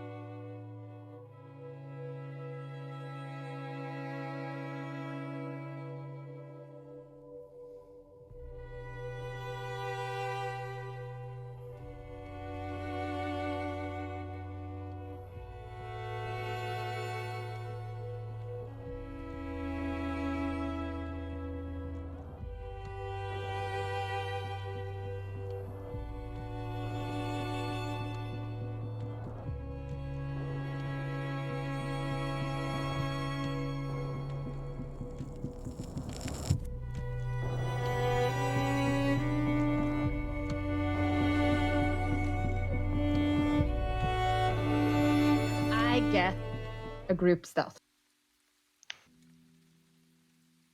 I am justice. I am the knight.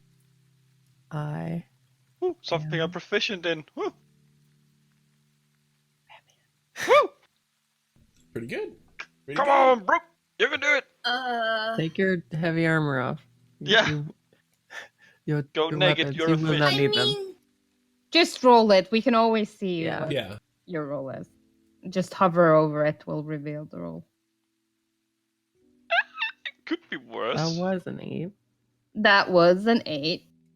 But yeah, I mean, it's not horrific. It's a group. True.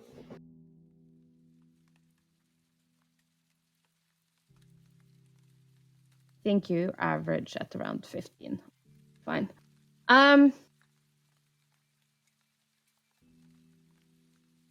There is some splashage, but I mean, over the din of the watermills,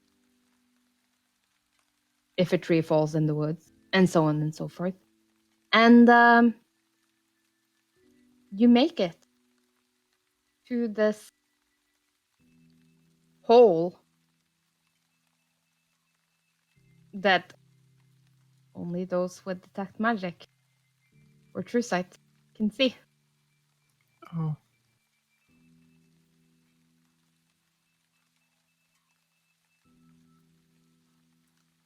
Are we still underwater, or is there like a No, place you're where we behind, can come up and like- okay. You're in a shower, Okay. a waterfall. All right. Well, then we should probably be led through by somebody that can see it. Yes. Would be best. Oh, Okay, so only me? everybody hold hands. Yeah. Yeah, pretty much straight line. was gonna take true One hand but on the then shoulder. I took feeble mind The instead. person in front of you. Hold hands, or we hold feet and become one giant snake. Well, that's not. It's human centipede. This is- No. Okay, so. You Chugga, want chugga, to do it chugga, the chugga, chugga. boring way, I guess. Now, would I Uh, have to cast Detect Magic again, or would it last the 10 minutes? Well, we had to I wait, mean- I thought, until night. Yeah, you had to wait for true. nightfall. Fair enough. But We also would've you had gone in time to prepared. prep, Yeah. so you could have cast it. Perfect. If anything, I also Ritual. would have cast silence when we went in, all stealthily like. But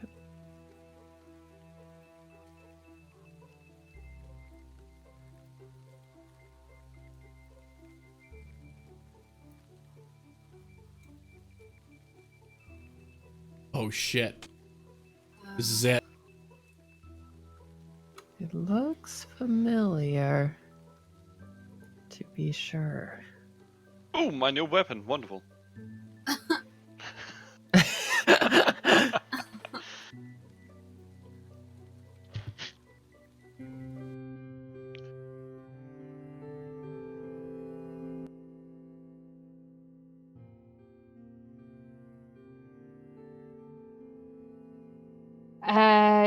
Yes, it appears to be an oasis of some sort.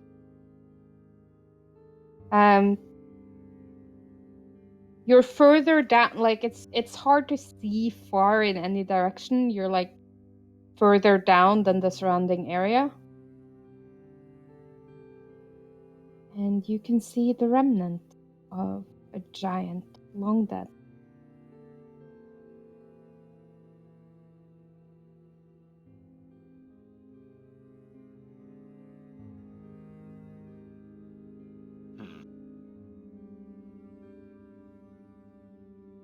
Are there any doves anywhere? Nope. Brooke, does anything jump out to you as magical?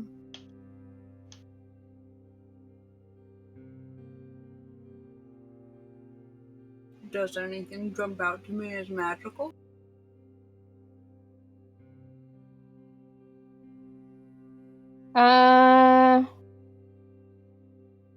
The sword. Obviously very magical. The giant appears to have like very faint remnants of magic attached to it. And it's way bigger than a giant. Right? It's basically a titan.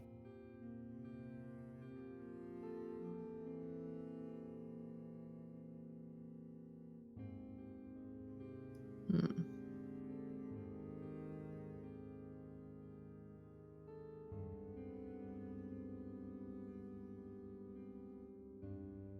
I saw or heard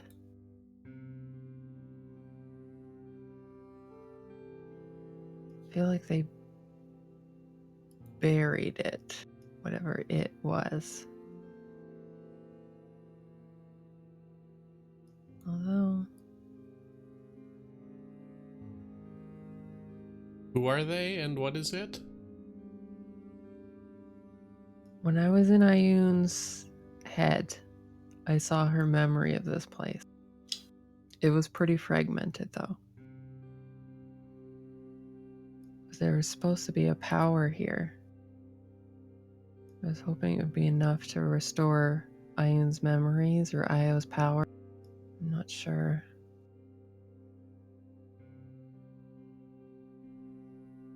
A power?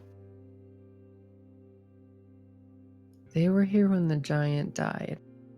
The giant obviously had some great magic.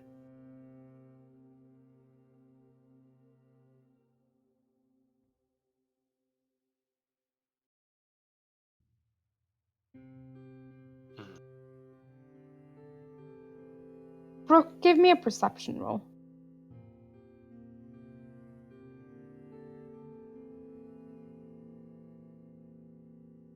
Can do. When it loads back up. Oh, it's a sword. There's nothing here. I mean, to you, this place is quite brightly lit. Like the giant is emanating magic, the sword's emanating magic, Jamorn, Telesh, Maya, and yourself are emanating magic. Like there's a lot of magic. In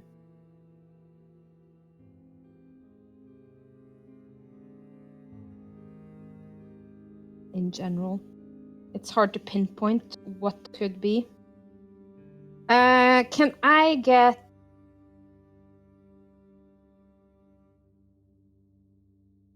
give me a wisdom check from everyone? A wisdom check. Oh boy. Yeah. Ooh. Okay, well. Wow. Well then, Brooke. I'm too busy looking at the sword to have any thoughts on anything. I may not perceive things, but I'm wise enough to know things. Yeah. I think Brooke and Jamorn, you both catch on to it.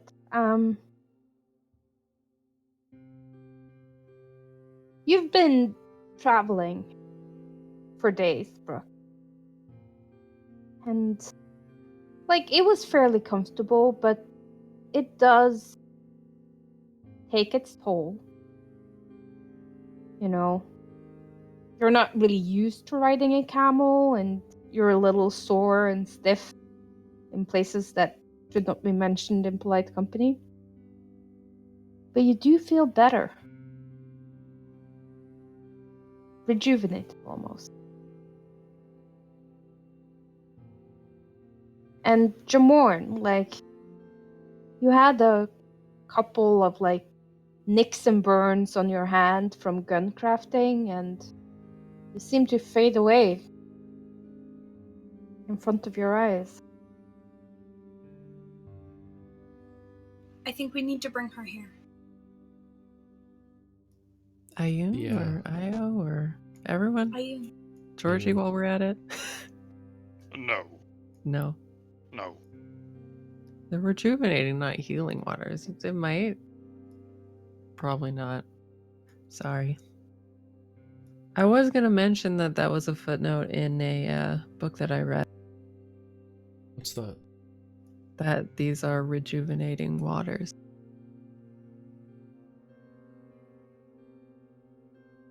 Of course, it's nice to have it confirmed.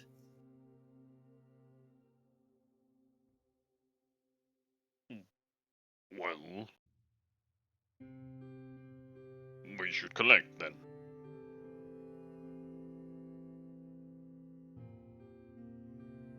Can we make it back to this place specifically without... I'm not sure.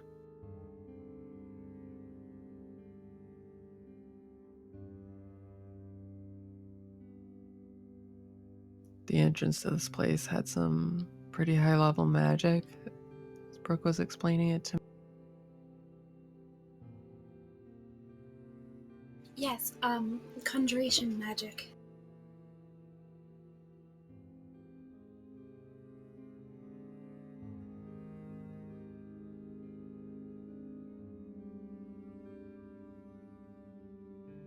Well...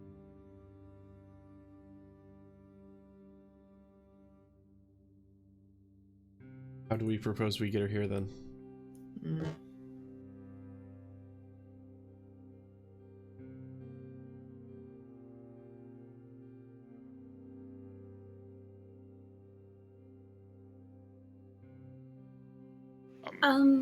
What is...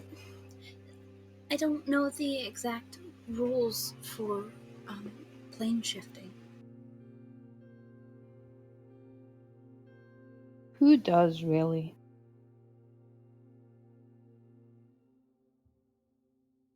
Saranthia, probably.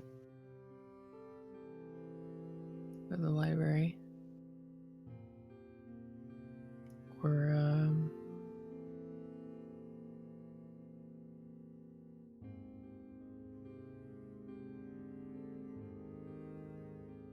what's his name?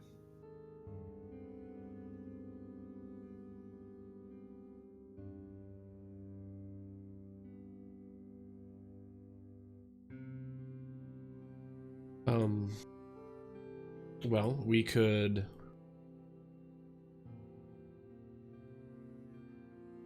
Can I do, like... I don't know if an Arcana would help, but... Is this another plane of existence that we've stepped into, or...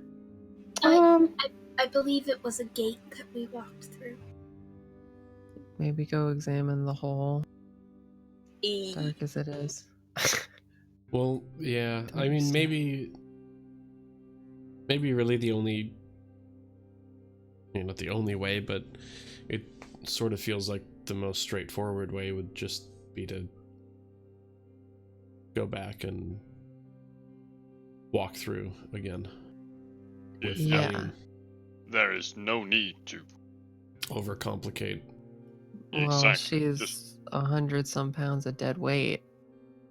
oh, Well, yeah, but I mean, if we bring somebody else along with us that can help with some polymorphing. Yeah, I was gonna say I could probably polymorph her into a turtle or something, but only if she'd let me, and she's unconscious. I don't know if I can find her to be willing.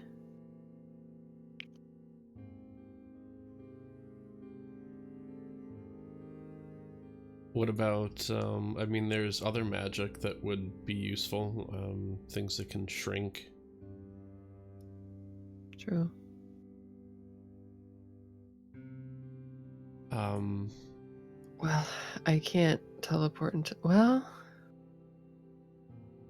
I can teleport one more time before I have a rest. Well, I mean, I think we found what we came to find. So getting her back here should really be our only other challenge, I guess. And we don't need to be here to solve that. Are you familiar enough with the city outside to be able to teleport back? Teleported you here. Yeah. Yeah, that's Yeah, true. I can get back here. Okay. I would just assume that you just picked up a pebble or something, Yeah. Right. because you're not an idiot. Yeah. And yeah, we've gone through this whole song and dance before. Yeah, yeah. So. All right. Before we go, I'd like to investigate this like cross guard of the sword. Yeah. If only because it's shiny. Mm-hmm.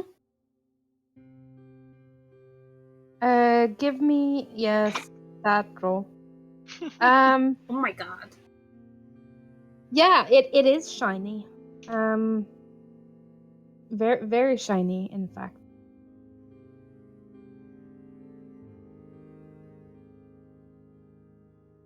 That's good. It is pale green, jade maybe. You're not 100% sure. You're not a geologist, but it's definitely magical. But not in like a spell kind of magical, but more in like a magical item magical. You would guess this sword was a magical sword. I mean, makes sense.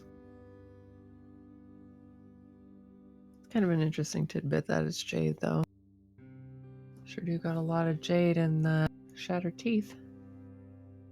That is true. Hmm?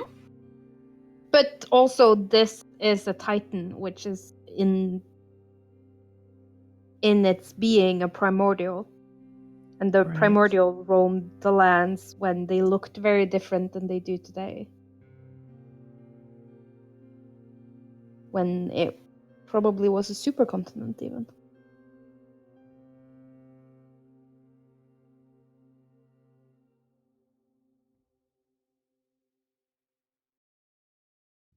So, what is the plan?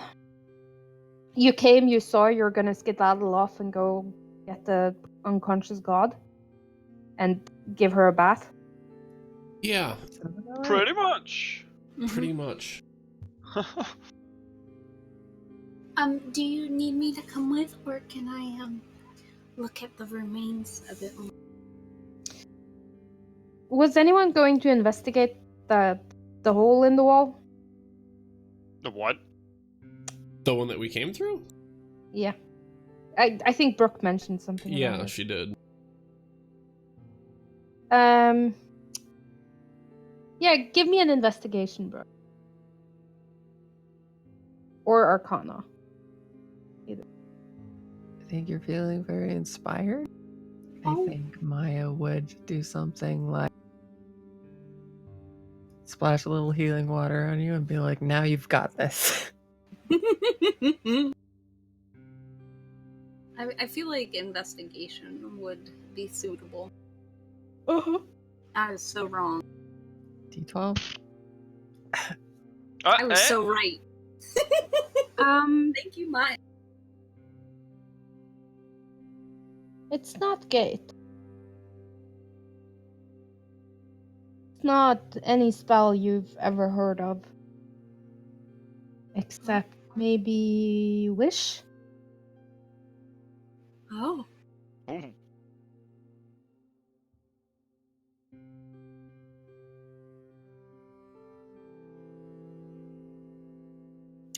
Ooh. A gate would not have been able to stay open for 1,000 years. True. I thought wish. maybe God power. A Yeah, wish like could a maybe do permanent it. gate.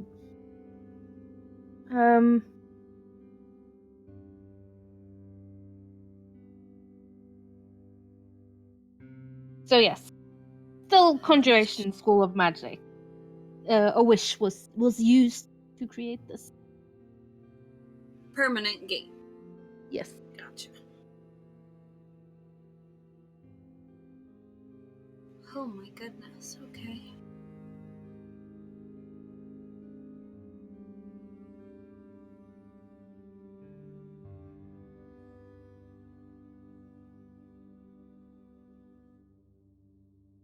Maya, can you post teleportation?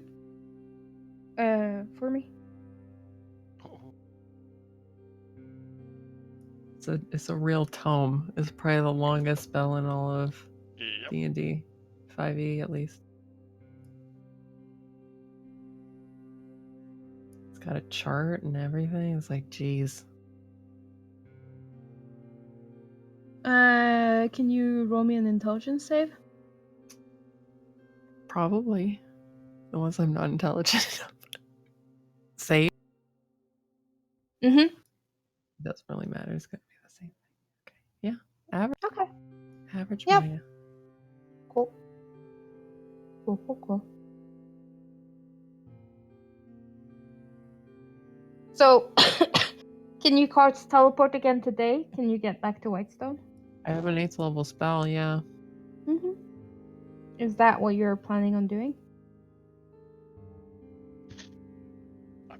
I mean, it is a very leading, but I I mean, would that's just- what I you would- were talking about Yes, doing. exactly. We would Yes, yeah, leave. but exactly. was I That going to is- do it in this Yes. place? No. No, outside Definitely of not. this place. That is what Mhm. we said. That, or hopefully said. We're not doing Yeah. it here. But maybe if I try it in here, we'll learn something. How to turn into spam. I can take 3d10 force damage a couple times. No.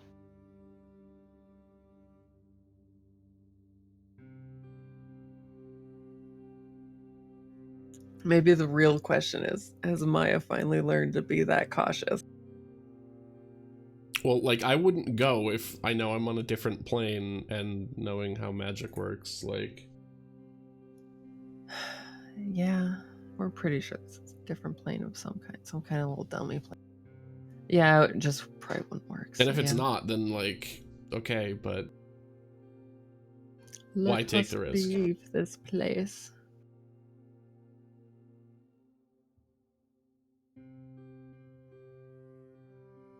So you're leaving the same way that you came. Yes. Yes, From whence you came, you shall return. Yes. that's the plan. And you won't return until tomorrow because you need spell slots back. Pretty much, Right. yeah. Are you leaving Brooke behind? You did express an interest in staying behind, I believe. He She wants to stay. I don't see a problem with it. Yeah, seems safe enough in there. A little creepy, but then there's the healing waters, so it's not the worst place to hang out. Like it balances out. Yeah. You guys just show up and Brooke wait is till the just morning where it face down turns in to- the puddle. Poisonous lava. Oh, I'm sleeping. Yeah. I'm just gonna move you guys to the side. Okay. Probably. Okay. Need this map again? Pretty shortishly. Hey. When the Titan awakens. Maya, roll me a d6.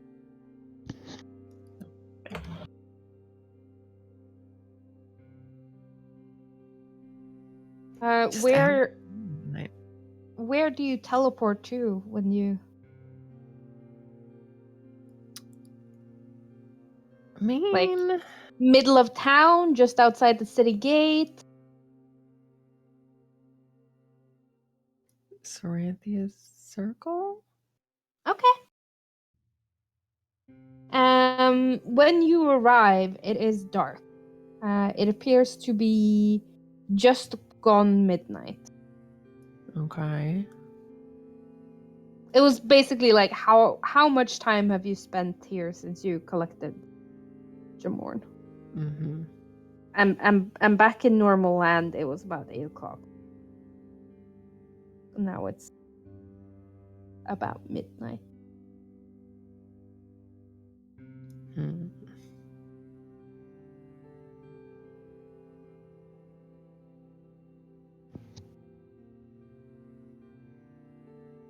Is that using my 8th level spell slot or after having taken a rest in?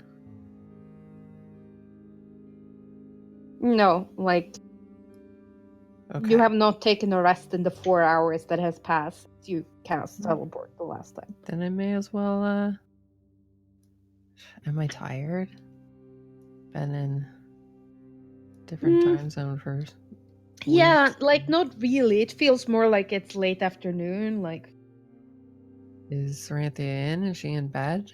In her tent? yeah, like she's safely tucked away, sleeping, like all normal people would be. Jamorn could probably go for a nap right about now. He's had a long day. Fair. He's feeling the jet lag. You guys are feeling the jet lag too, but in that bad way The other where direction. you just can't Yeah. go to bed even though you know you should.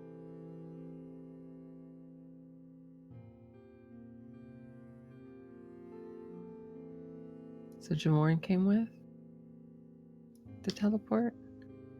Yeah. Yeah, I think Talash? everyone but Brooke. Everyone but Brooke. Yeah. Okay. I mean, on the other hand, like leaving Brooke completely alone in death space. Hmm. This is fine. As the world burns around you, it's fine. Nothing is on fire that shouldn't be on fire. No, I think. I mean, I don't have loved ones to go back to, or a family, or a gunslinging, murderous necromancer child, so. I may as well stay here. As not in this plane, I really don't want to stay here. But like I sit could help. outside the water wheels, just like making sure. Yeah, that everything's good and dandy, and then sleep Mhm. here for whenever they return. Okay. If he's staying there, he should probably have one of the sending stones. If he's Good like idea. out on watch. Good idea. Very good idea. I mean, It doesn't make sense for us to all have them in the same place when we're spread out I across the think- globe. I kind of gave mine to Telesh, and I mean, You he did? never gave it back. I don't need it back anymore now that I know sending. So he can contact you anytime. Okay, perfect. Well, once a day. Wonderful. But Yeah. then I can get in contact with my spell slots. Right. And I mean, if it contacts you, it will probably be Hall, Mm-hmm. and that will be all of it. How's this thing work? End of transmission. Yeah. Tap, tap, tap, tap, tap. Can you Oh. hear me? Is anyone Shit. there? Fuck. How Why do you I not turn this replying? thing on? I don't understand. Yeah. Wait, was that it? Huh? God damn it, I'm talking to a rock. Yeah. I'm losing it. Just throw it away. Fuck it. I don't need them Hold it anyway. up into the air a little further to get better reception because Yeah. Mhm. it's that 1.5 feet that's really keeping you from. Yeah. It really is. I just raise it Um, over my head. I'm sure that my antenna-like arm. Maya, what are you going to do? You have returned to a very familiar teleportation circle. There's the faint whoosh of magic settling around you. You hear a soft chime of a bell, which you know is like So what Zoranthia uses to let her know that someone's used her circle.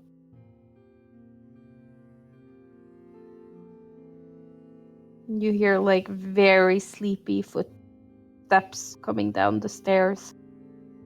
And you see like a bed-headed and very sleepy Zoranthia like, hello? Is anyone down here? Like nodding while she's speaking. Saranthia, I'm home. Maya, Sorry, I What- didn't quite calculate the time difference right. what time is it? It looks to be about middle of the night outside.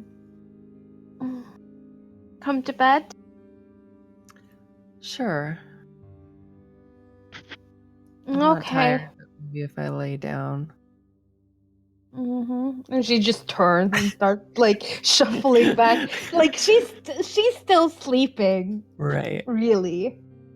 It's just like habit. Like, oh, the bell rings. It could be a monster. I gotta go check. Yeah.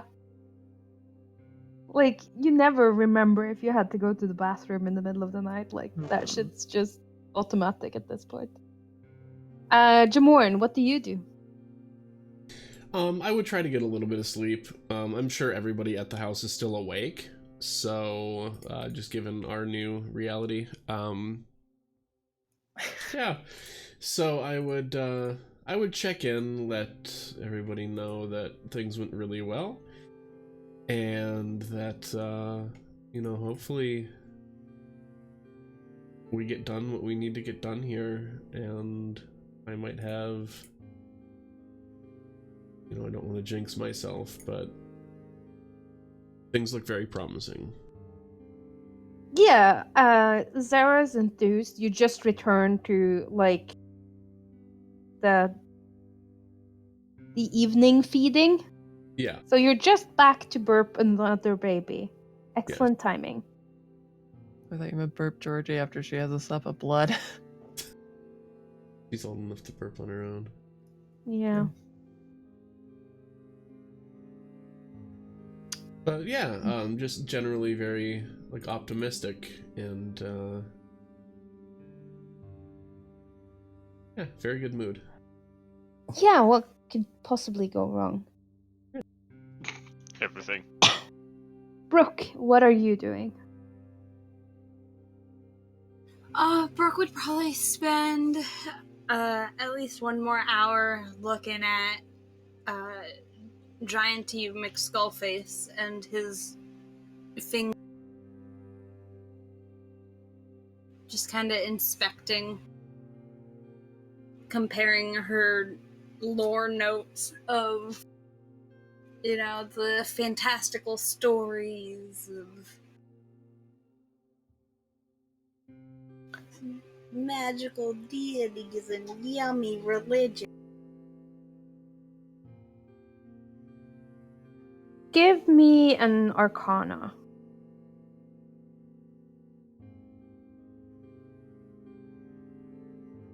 Arcana, eh? A.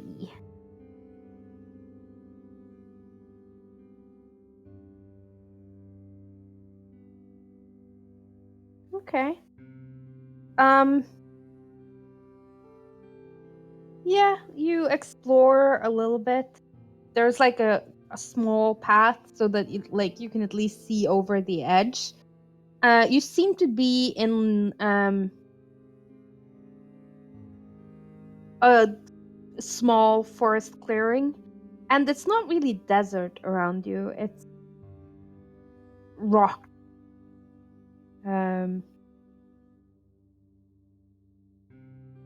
Mountainous terrain that you can mainly see around you. And you do notice one odd thing.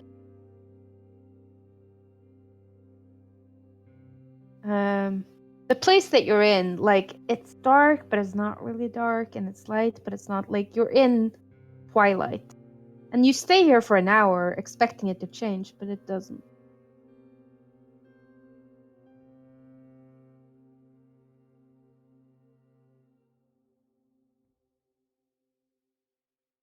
And it's not like anything is radiating light, right?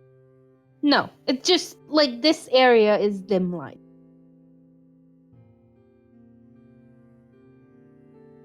Just all the time, which is why I gave Tulesh dark vision on this map. Like, he can see. Just not very well. Mm-hmm.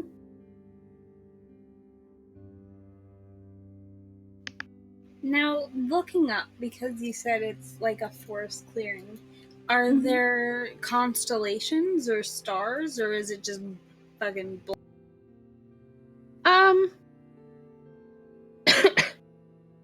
Like I said, it's not truly night. It's twilight, or like the witching hour, like that hour when everything is like bluish, purplish, pinkish hues. Mm-hmm. So it's like it's not dark enough to see the stars, not light enough to truly see the sun. But in one direction, you can like see the shimmering, glowing orange of a sun that's just like the mount. Like it probably wouldn't be under the horizon, but the mountain has put it under the horizon for you. So it's still like a little bit of light. And on the other side is dark. Like you just see a wall of darkness.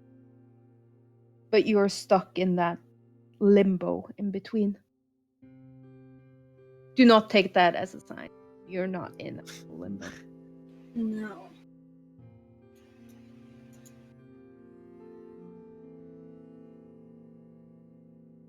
Okay.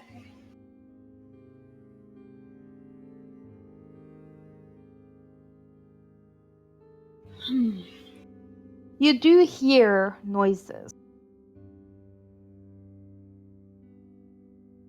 But like wildlife noises. Like a skittering in the undergrowth.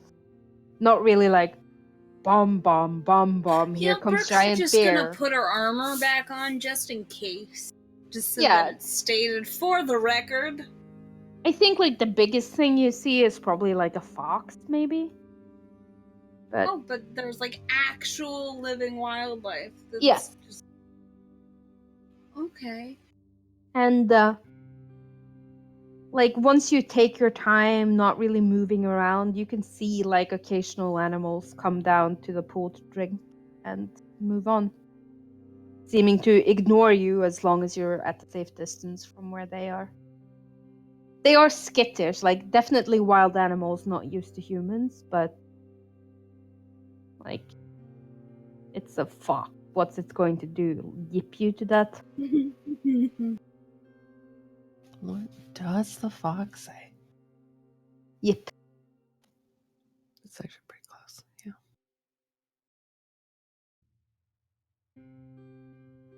Okay, well, knowing Brooke, she would probably just lay on her back and watch the sky until she would fall asleep, just to see if the twilight would progress into night.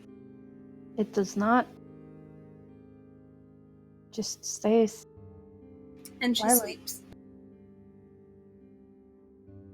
Have a good nap, bro. A nap that lasts forever. Or like 8 hours, give or take. Maya, you do lay down, and to your surprise, you actually do fall asleep. Wow.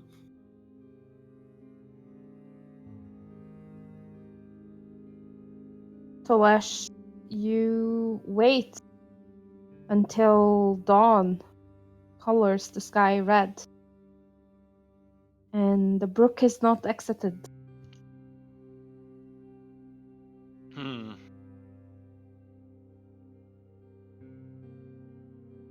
Well, to that end, probably going to take a rest. Not in an inn or anything, but just like good old times, sleeping outside.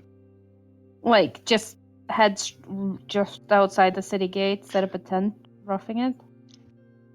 In general, like, camping inside a city is generally considered vagrancy and not encouraged. Isn't there some, like, I can't really remember the map. But isn't there some tree where you can just turn the right angle and just be like resting up against it? Where you don't bother no one?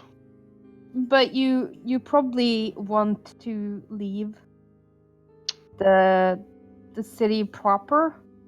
Like otherwise you're like sleeping in the market square. Super suspicious. Yeah, if you left the city proper, there are like plenty of like large trees. Like I'm not talking about like even getting off the map, but like these areas would probably be fairly safe for camping. How annoying are the guards?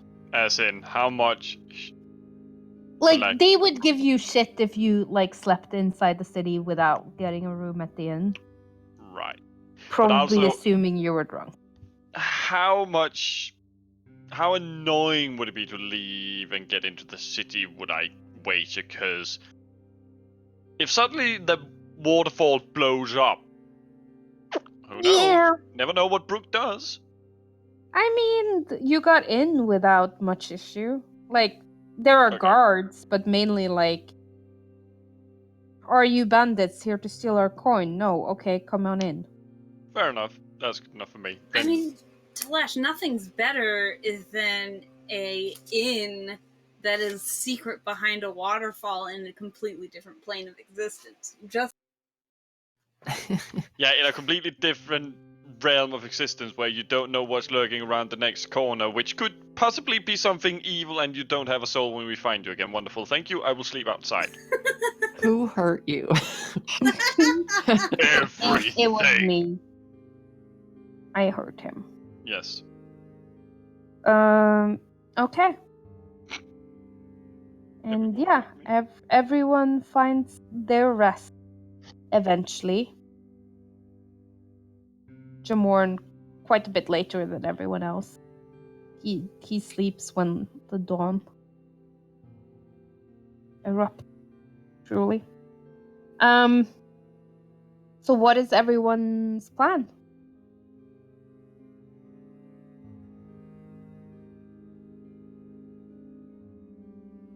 Jamorn. I would want to go and find Io and Ayun. I'm assuming they're still at the Grey Hunt. And I will tell Io what we found, and also recommend that she comes with, because we have...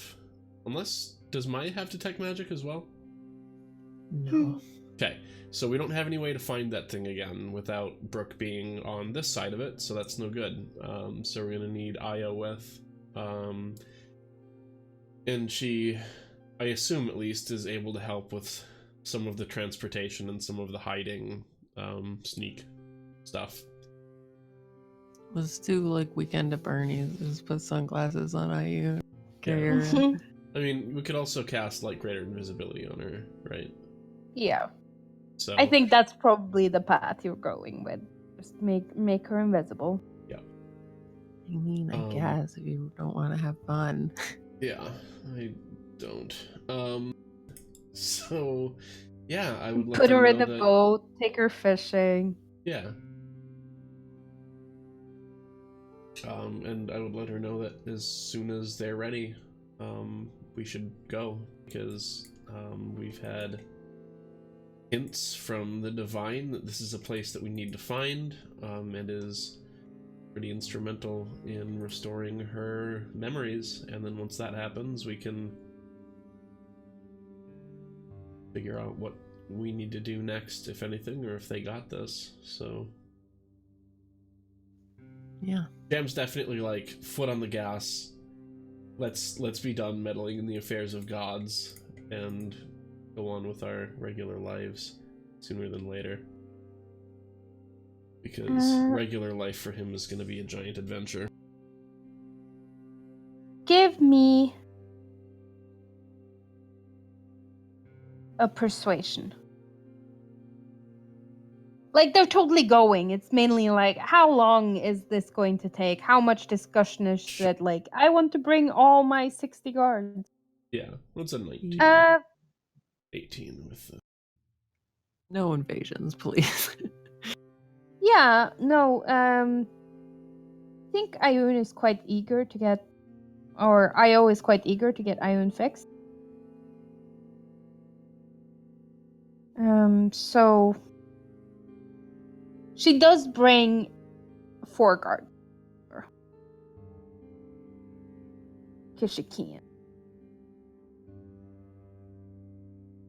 And like, I would explain the situation in the city and like the logistics of having to get behind this water. Okay, yeah, so we're going to need to cast water breathing on Ayun so she doesn't drown when we're like dragging her under the watermill. Got it. I can do that. And in fairly short order, like after a couple of hours, everyone is like set and ready to go. And Maya has rested and is capable of casting Yep. teleport again. Where do you take them, Maya?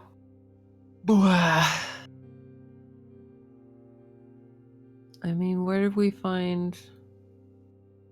I think when you like went and got Jamorn, you sort of teleported right next to the tree that you had just walked through.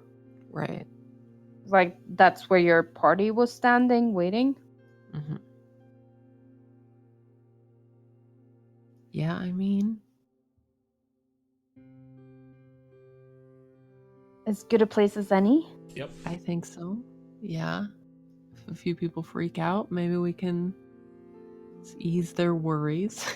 Mm-hmm. Um.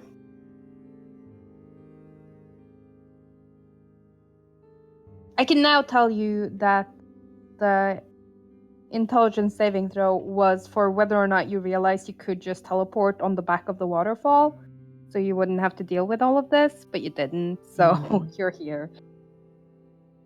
You would still be in the same plane of existence if you just teleported right behind the water.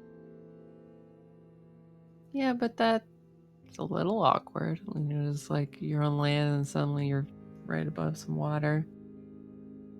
It would be a squeeze. But yeah, you managed to get here safely. Where at this point it is daytime here. Yeah. The logistics of time zone 101.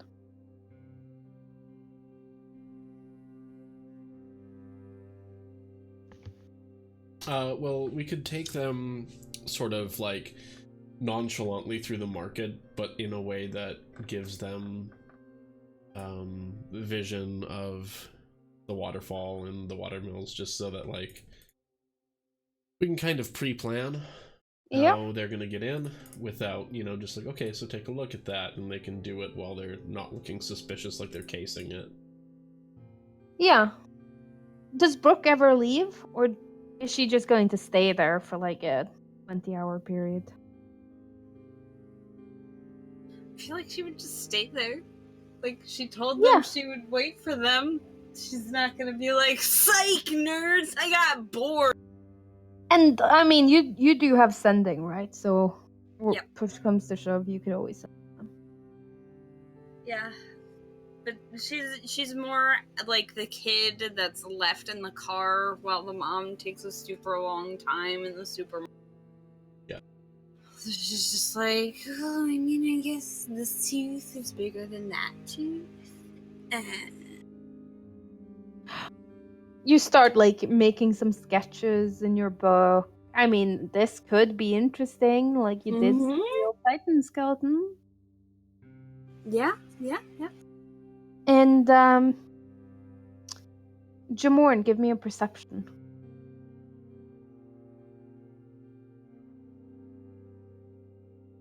Yeah, you managed to scope the place out pretty. I think you leave Ayun behind on the scoping trip. Yeah. Like leave 2 of the angels to watch over her.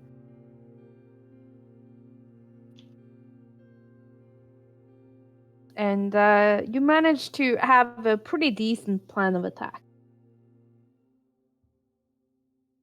And once darkness enveloped the city again, candlelight streams from most windows, but the city itself is shrouded in darkness. You make your way with fish-like grace through the waterways and back.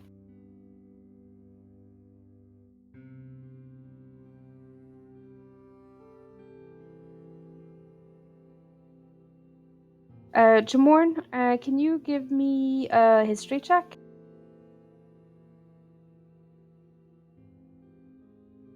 Yes. I mean, you can, obviously.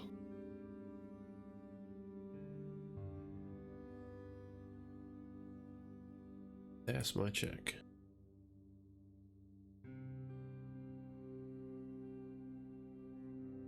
Mm.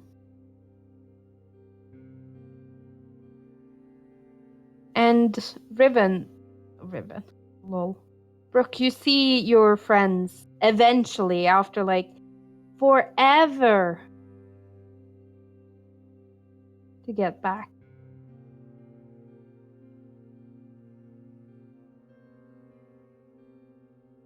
You see them entering through the waterfall. Again. Oh, hi guys. Hey, did you see anything fun? It's only twilight here. Oh, good to know. It doesn't seem like time's moving at all.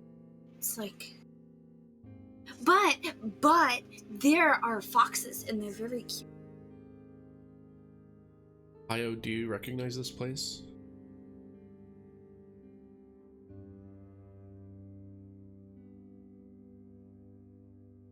Not this place specifically. I mean, I know this plane. I've walked here before. Which is it?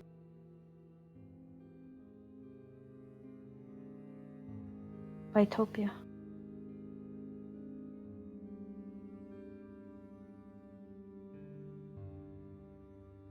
And I think, yeah, that you would recognize. Oh, okay. Because you've been to Bitopia before. When was that? In fact, you've been to Bitopia multiple times. Oh, yeah. That is where Vec and Percy lives. Yeah. And they actually live. Like, it is a land of eternal night on one side, eternal day on the other, and like a belt of eternal twilight in the middle. Right.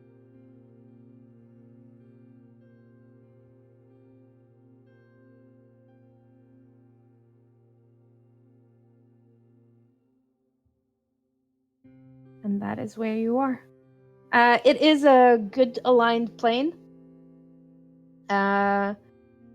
Loads of gnomish gods have their home plane here. And it's generally like one side, the eternal night side, is like big predators, dinosaurs, cave bears. Like, it's good, but it's like definitely chaotic, good, nature, instinct, that kind of. And on the eternal day side, you have like sunny woodland glens and jumping bunny rabbits and everything that's like, oh, that's so nice and sweet and cuddly. Tiny bluebirds fluttering around. It is the good nature aspect. Yeah. So I could have used that tuning fork and got us all here with one spell. It's like super easy. Uh-huh. Okay. But I mean, you didn't know what plane you were on. It's not like I there was a didn't sign know. by the door. So that would have been extremely helpful. They should really look into that. Now we know. Well, I suppose we should get Ayun into that water.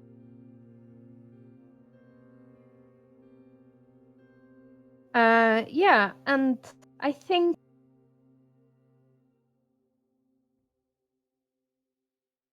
she, like, Io will make her visible and gently, like, put her in the water.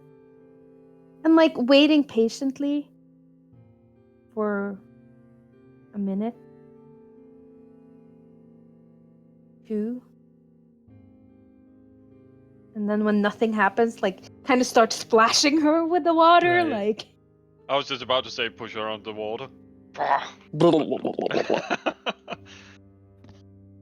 Yeah, see, that's the thing. She is unconscious and will immediately start to having to make that. Yep. We don't want that. And it takes maybe like 10 minutes. And there is soft, dim glow coming from Ayun, kind of illuminating her from the inside.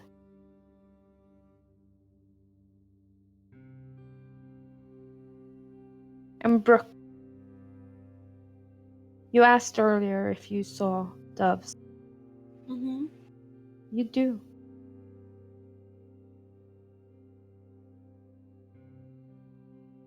One of them sort of flutters down and takes a perch,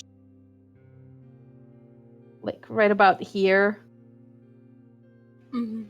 sitting on like the nose of this ancient skull, cocking its head, looking down at the softly glowing goddess flying in the water.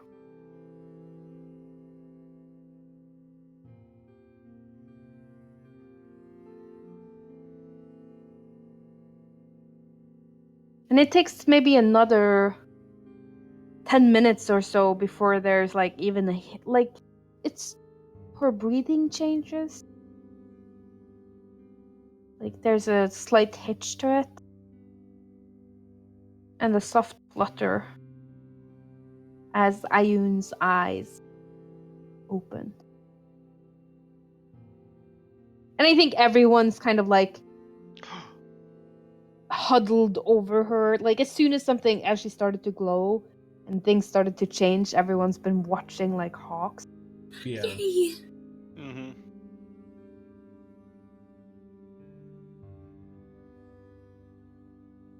Io kind of cradles her head.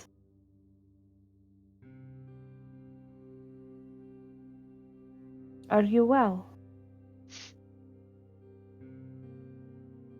Yeah, she's kind of a straight to the point kind of gal. I like.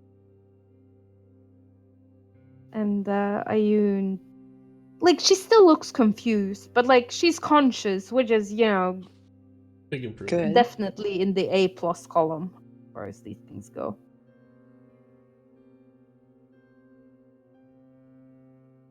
I remember this.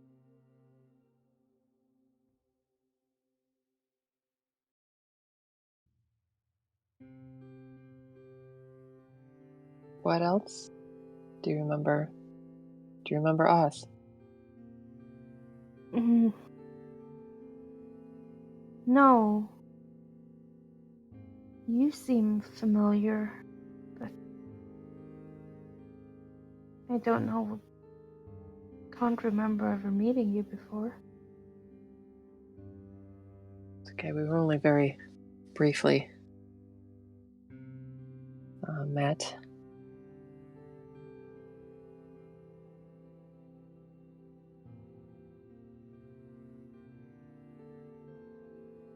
I think you get a sense that she mainly remembers you from the dream and not really meeting you as a party. Right.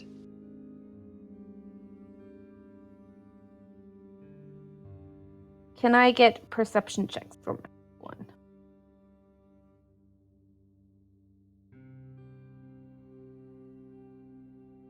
I am not rolling well today.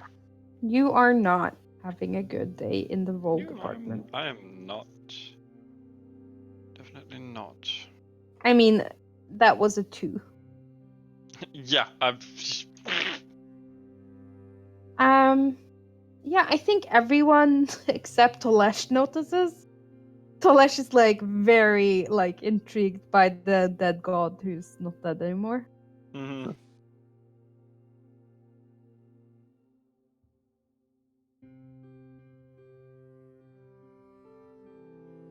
But the dove kind of flickers and turns into a woman.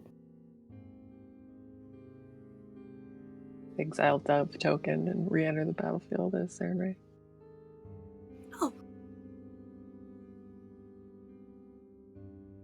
Jam would definitely stand.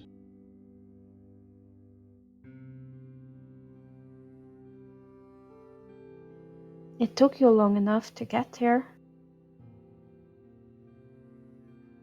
And she's Dr. looking at Wallace? Io Oh, when okay. she says this. I was like, we did our best. Yeah. Okay. Yeah, like you get the sense that this is like a conversation that's like 10 millennia overdue. Yeah. Yeah.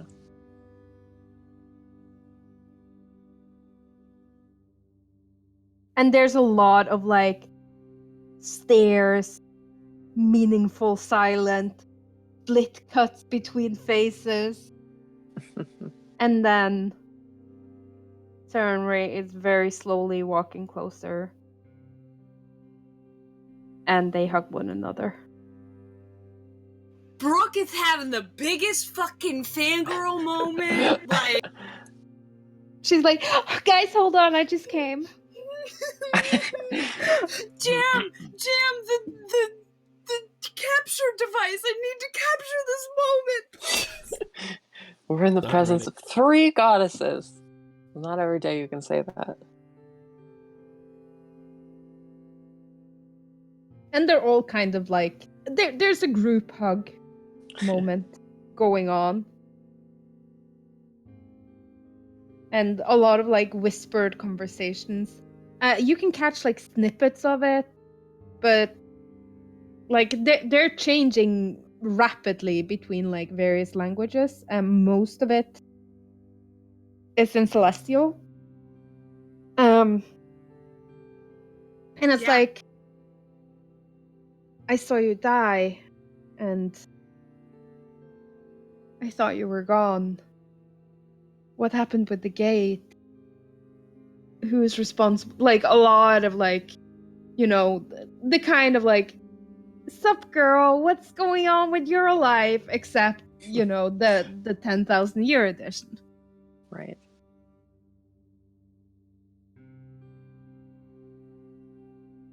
And after maybe like 5-10 minutes of just like, you get the sense that they're all kind of making sure that the other people are actually there. Sure. Io turns to Ioun.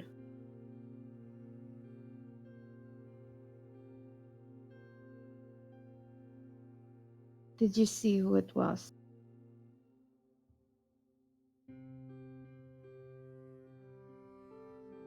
Who betrayed me?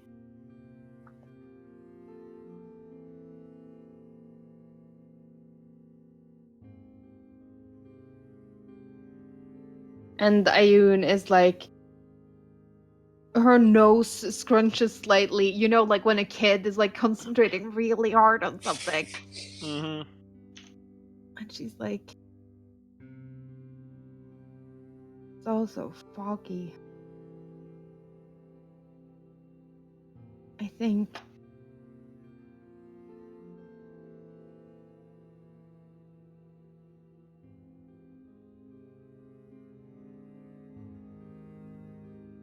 it was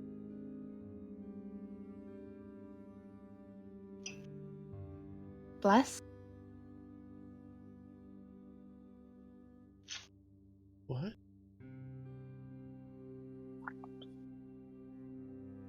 One. What? Bless was the one who stabbed you. Confused looks. Very confused looks. Tolesh, can I get a religion with advantage? Yeah, sure. Wow, with advantage, I might roll over a 10 now. I mean, Hold miracles do happen. Yeah, hold your horses. I need to find my religion. Hey! Oh! Oh! You know, you have come across it. Hmm? Mainly, like, you've always thought it was a joke. Oh. But there are, like, some texts, like, super old one, that refer to Bane as... Yeah, right. Like, he wasn't always an evil aligned god. Nope. And you never really thought that it could be an old name for him. It was always, like, referenced sarcastically. Mm. But yeah, maybe that is what his name was before he was Bane.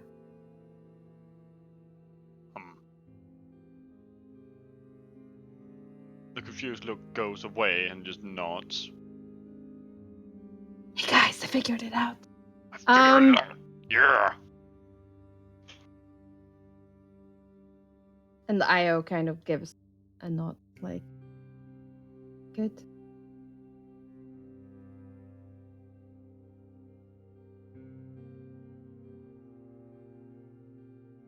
Now we know.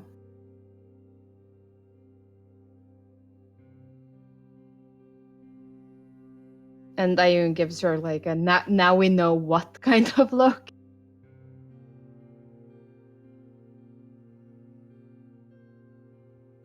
And Io turns to look at you.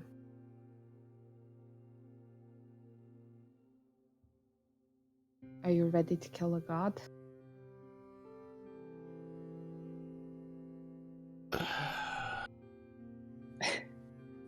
Not particularly, but the desire is there.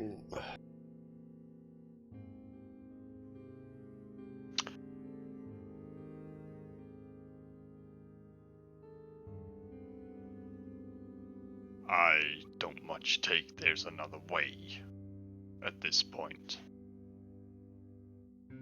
You're right. There isn't. But another way to do what?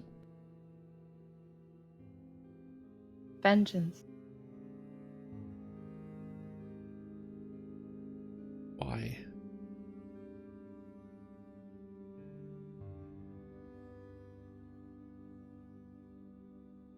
You have Ayun back.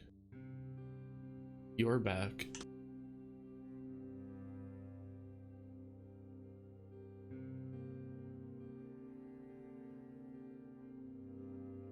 I wasn't the only thing locked away.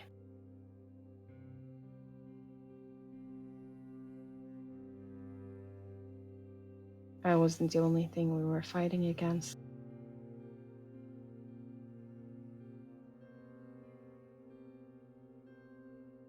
I know that, but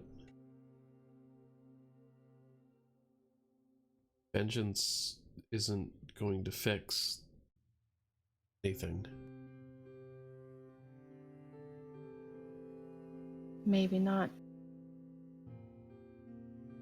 But it will make me feel better. What's Sarenrae's reaction to this? More like an slightly exspirited sister who's like, oh no, are we fighting again? Guys, can't we just get along? But also, like she's not looking forward to it. But she isn't just the god of, like, sunshine and happiness and forgiveness. She does punish evildoers.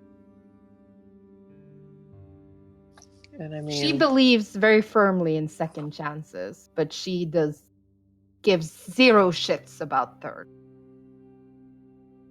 and Io might be in it for vengeance, but if this guy's working with the Chained Oblivion, or just all the darkness that was trapped, we can't let him succeed in his plans. I think that there is a time for forgiveness and a time for vengeance, and I don't think forgiveness is the option. No, but just saying that I don't really believe him to be one to work for the Chained Oblivion. That aside, is he, going a bit of what Jamon is saying, is he the most pressing matter right now?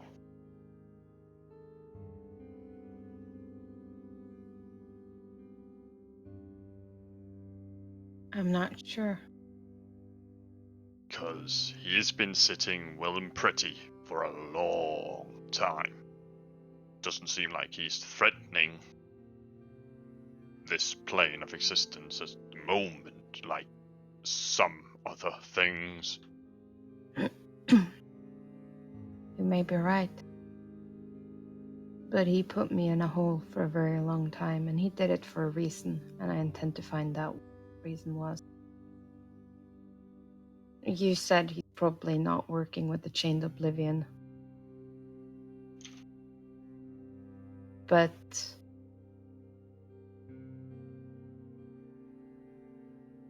working for and working with are two very different things.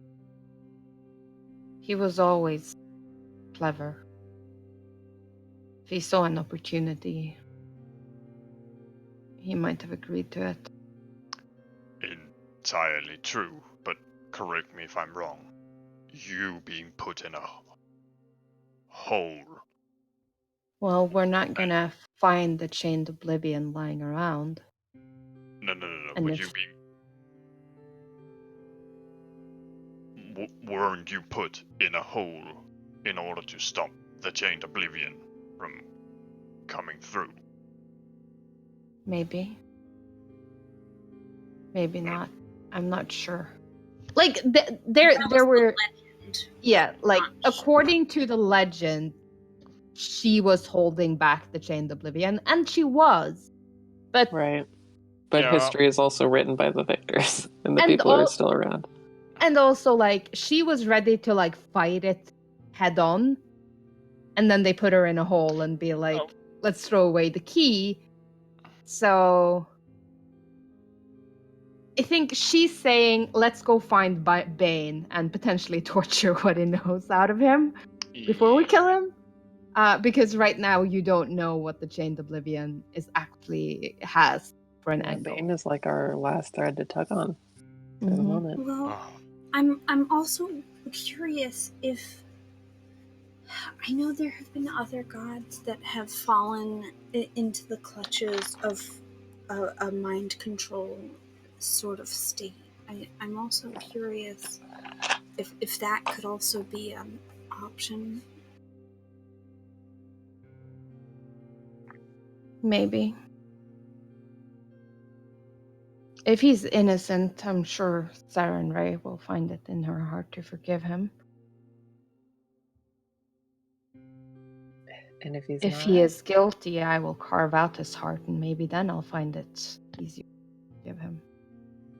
I think both of those options are good for each of those outcomes.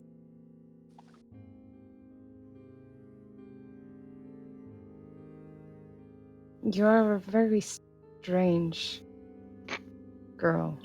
Or, I must admit, find me strangely charming. Fangirl scream. Oh, thanks.